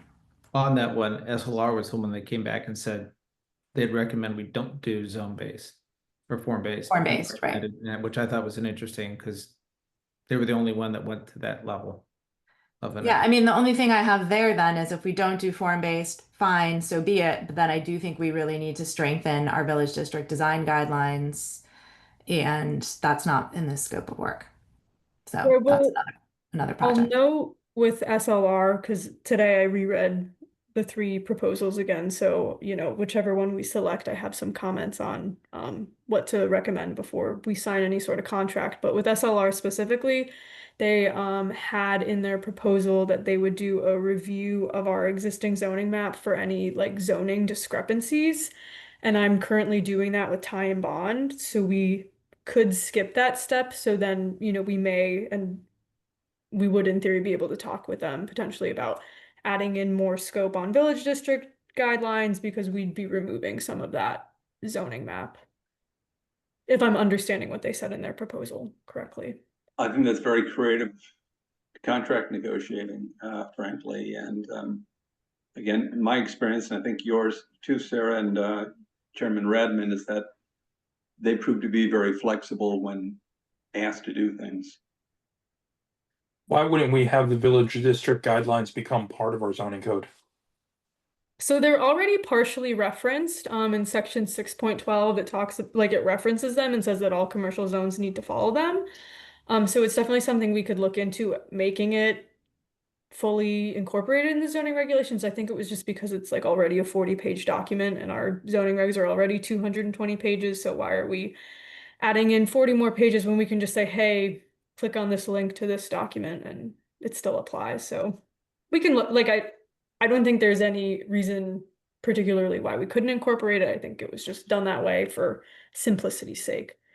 May not actually be more But the reality of it is one informs the other. Of course, yeah. So to keep them at this point in the game for the overhaul that we're looking to do, I think it would be penny wise, pound foolish not to incorporate it into the overall zoning code and have it just as a separate chapter in there and refine it to the point where there's no duplicity and no contradiction between the two, so that they both align. Definitely. And I think I forget who mentioned it, but if we're, agreeing that maybe form-based code isn't the right move for us and we want to specifically focus on our village district design guidelines, I think they do need to be strengthened and made more specific so they're more legal, like they are legally defensible, because right now they are incredibly general and I read them and I don't know how to advise an applicant of what they should or shouldn't be doing. Yeah. I'm just form-based code as an architect, I'm wary of it just because of the strict guardrails and parameters that it puts on development within a certain zone. And rather than keeping it more prescriptive, rather than delineating it in a very graphic, finite form, it kind of takes away the ability of the developers and the architects that are working with them to be more creative and unique in a particular zone. I think that level of flexibility needs to be maintained, and maybe there's a way to do that with form-based code, but I think it's more difficult with form-based code. Yeah, and I don't think any of the consultants are pushing form-based code on us from what I got from their No, presentations. they're not. Yeah, so I think it's really, this is the time maybe not this meeting specifically, but in the beginning phases of this project, I think, you know, any of these consultants are going to be very helpful in having, you know, the Yeah. commission evaluate, does it Yeah. make sense for us or not? I mean, at the end of the day, to me, this is a drafting exercise, right? This is going to produce a large written document that hopefully people can understand and read, and attorneys and brokers and real estate property owners and developers, know how to use it and can use it, more easily, and not come to Sarah and ask 5,000 questions and then debate you for hours, right? And not have to pay attorneys to do it, right? And put people like, the attorneys who work in town out of a job. But that's neither here nor there. I think if we I think we vote for the best candidate that can produce the most readable product in the end. I'm sure they're gonna, everybody's gonna have good ideas in terms of, we did this in Avon, we did this in Farmington, we did this in Fairfield, we did this in, Scarsdale. But is it readable to people? And I think that's for me, that's the key. And it sounds like SLR, from what Sarah's gathered, is that guy. I think it's more than a drafting exercise, and because I kept thinking of recent examples and even not recent examples, when they were going through this. I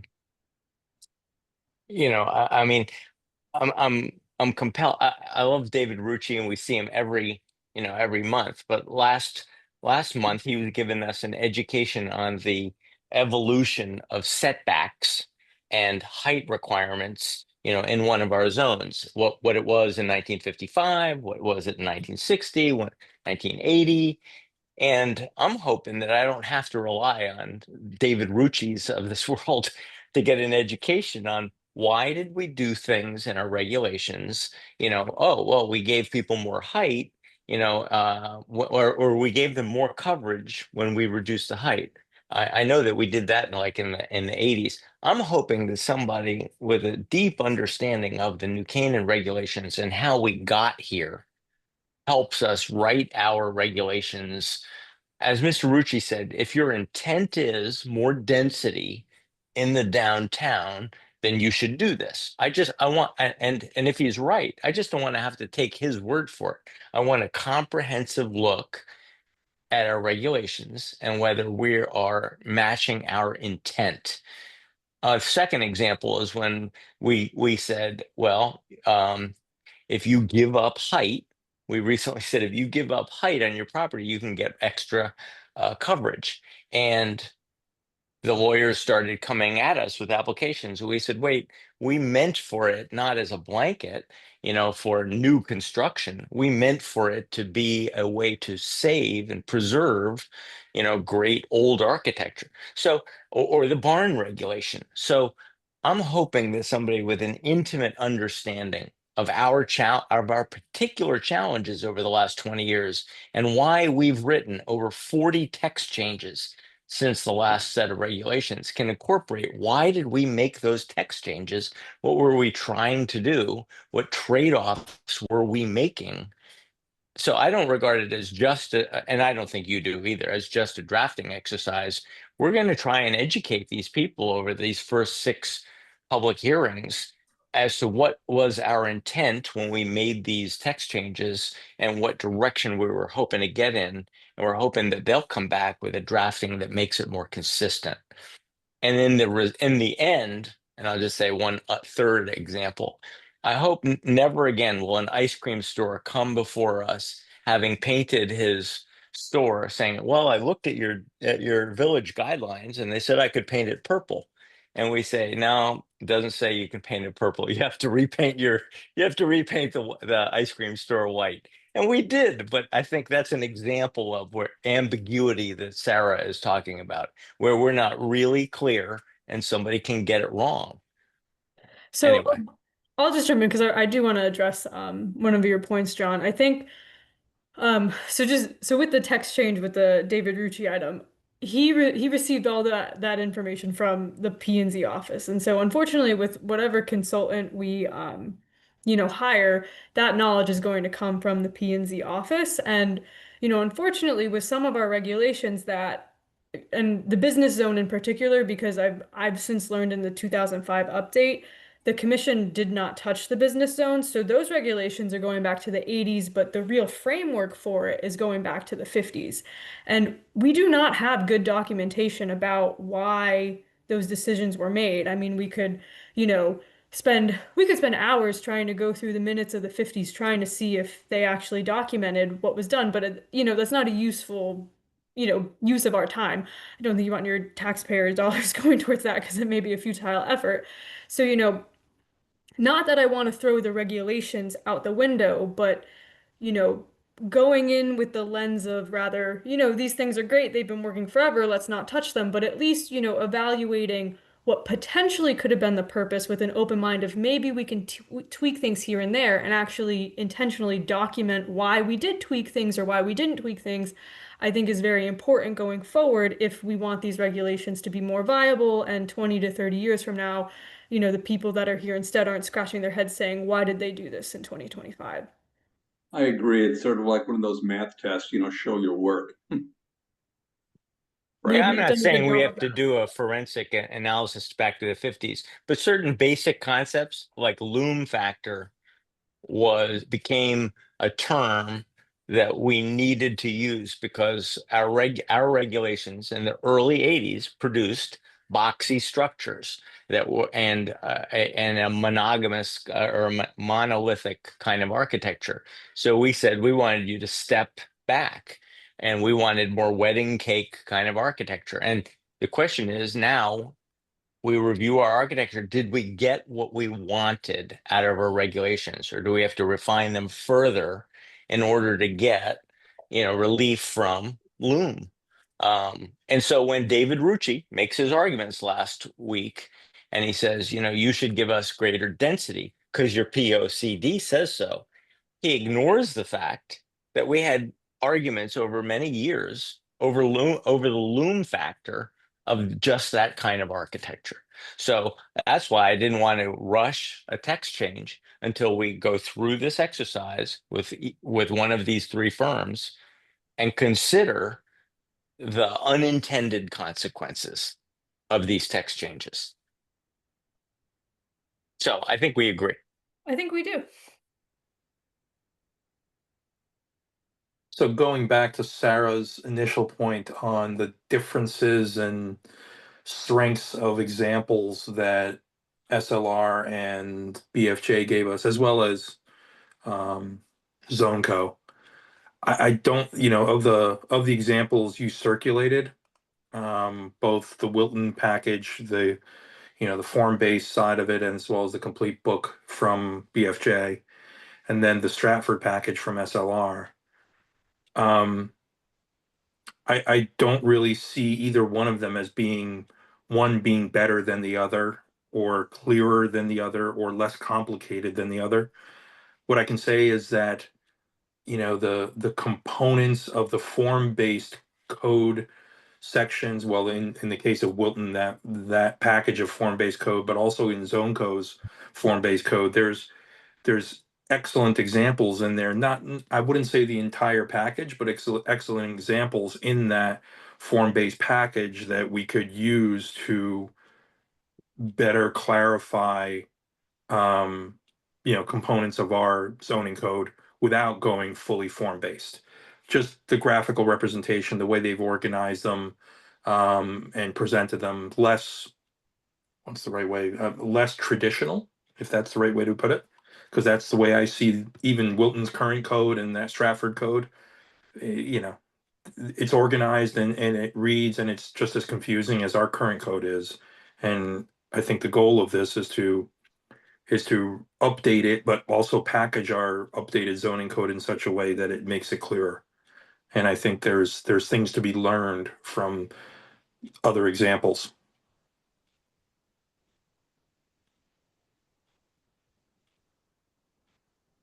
So I don't necessarily agree that SLRs is stronger than BFJs when it comes to the examples that you circulated.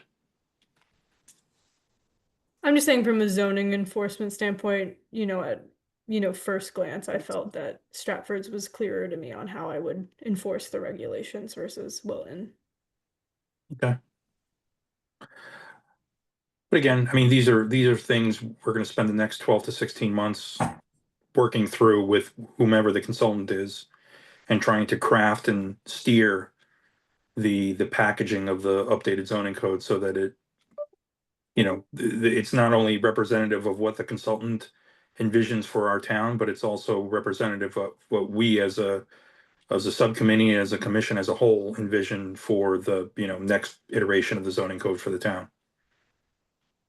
So if you were to go back to SLR and BFJ and have one or two questions that would really help solidify either one in the in bucket, are there any questions that are open in your mind?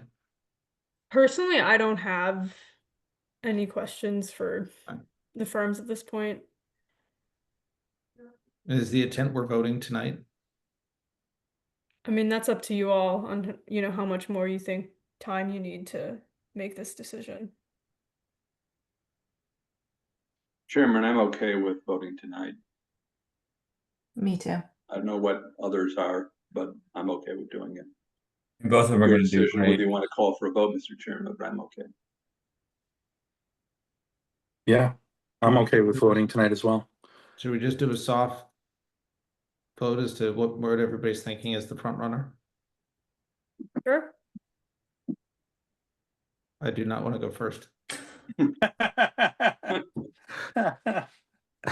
Commissioner Chris seemed confident that he was ready to vote, so. Mr. Can I Chairman, you put want you me on the to hot- raise my hand first? Yeah, go ahead, Mr. Chris. As I mentioned earlier, it's a very close call. I would go with SLR because we know them, they know us very well, and I think that has unique value. I'll go next. I probably would go BFJ. More because of the way they were answering the questions. And the team felt solid.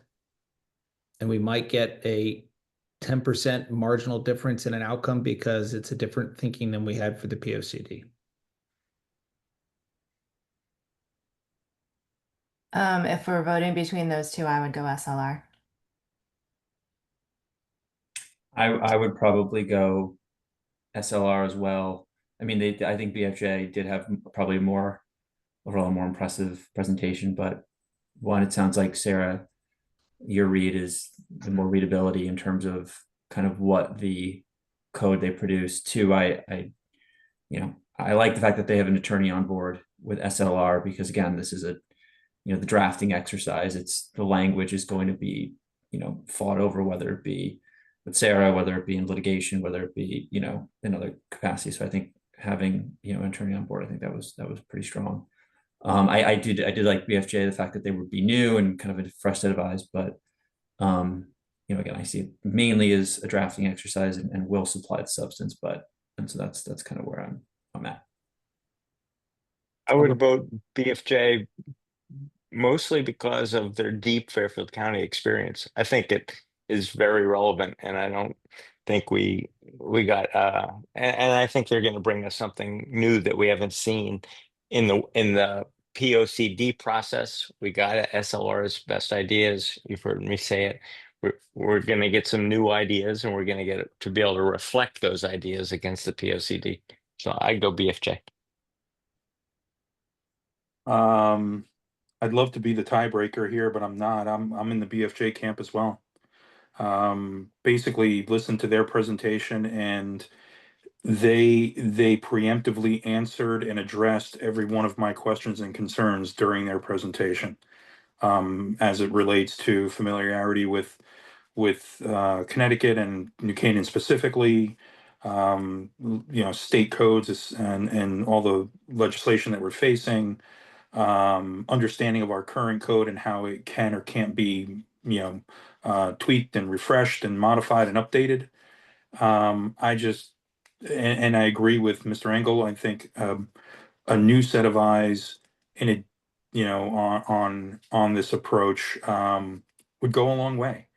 A lot of benefit to having another opinion on how to structure this. Unfortunately, that leaves us with a 3-3 split. Is that right, Sarah? So, is Commissioner Engel a alternate in this, or what ended up happening? I thought the plan was 5 regulars, so we wouldn't have ties, and then Oh, that's right. someone was absent. That's right. Well, What, just one question, Sarah.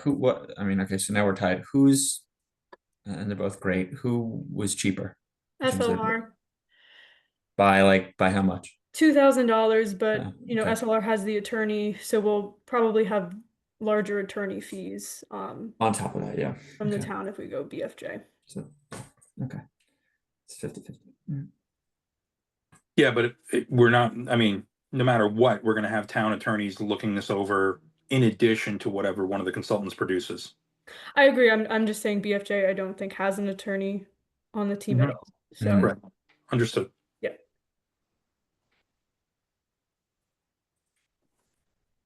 Well, if we're going by the book, yes, Mr. Engel was the alternate in the group, which would then leave it to a 3-2 vote for SLR. Is that the official vote or is that the straw poll? That's a straw poll at this point.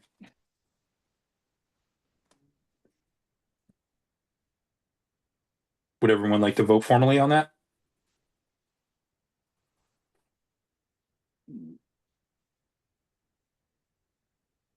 That's a no. I mean, we have to, bring don't we? something to them. Is there another option? Yeah. There is not. To get a contract signed, I got to bring something to the Board of Selectmen. All right, so just to reiterate, do we have to do a roll call on this or just a show of hands? I mean, someone needs to make a motion for whichever consultant, and then you could just raise your hand and I'll tally it up in my notes for the minutes. Okay, do I hear a motion for one of the 2 consultants, SLR or BFJ?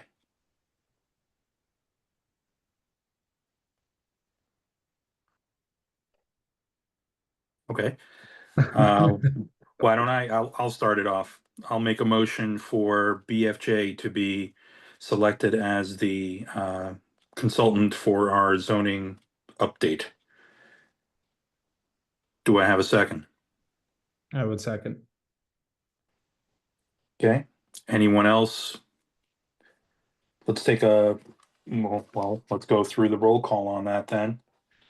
John, Chris, John Engel, and Tom. Okay. So this is for BFJ. Dan Radman, I vote yes. Krista Nielsen, No. John Kriz, You're muted. Convinced by my colleagues that a fresh look would be appropriate, I'll vote yes. Tom Benton, Yes. and Eric Knowles. Well, yes, because it doesn't. I don't know. So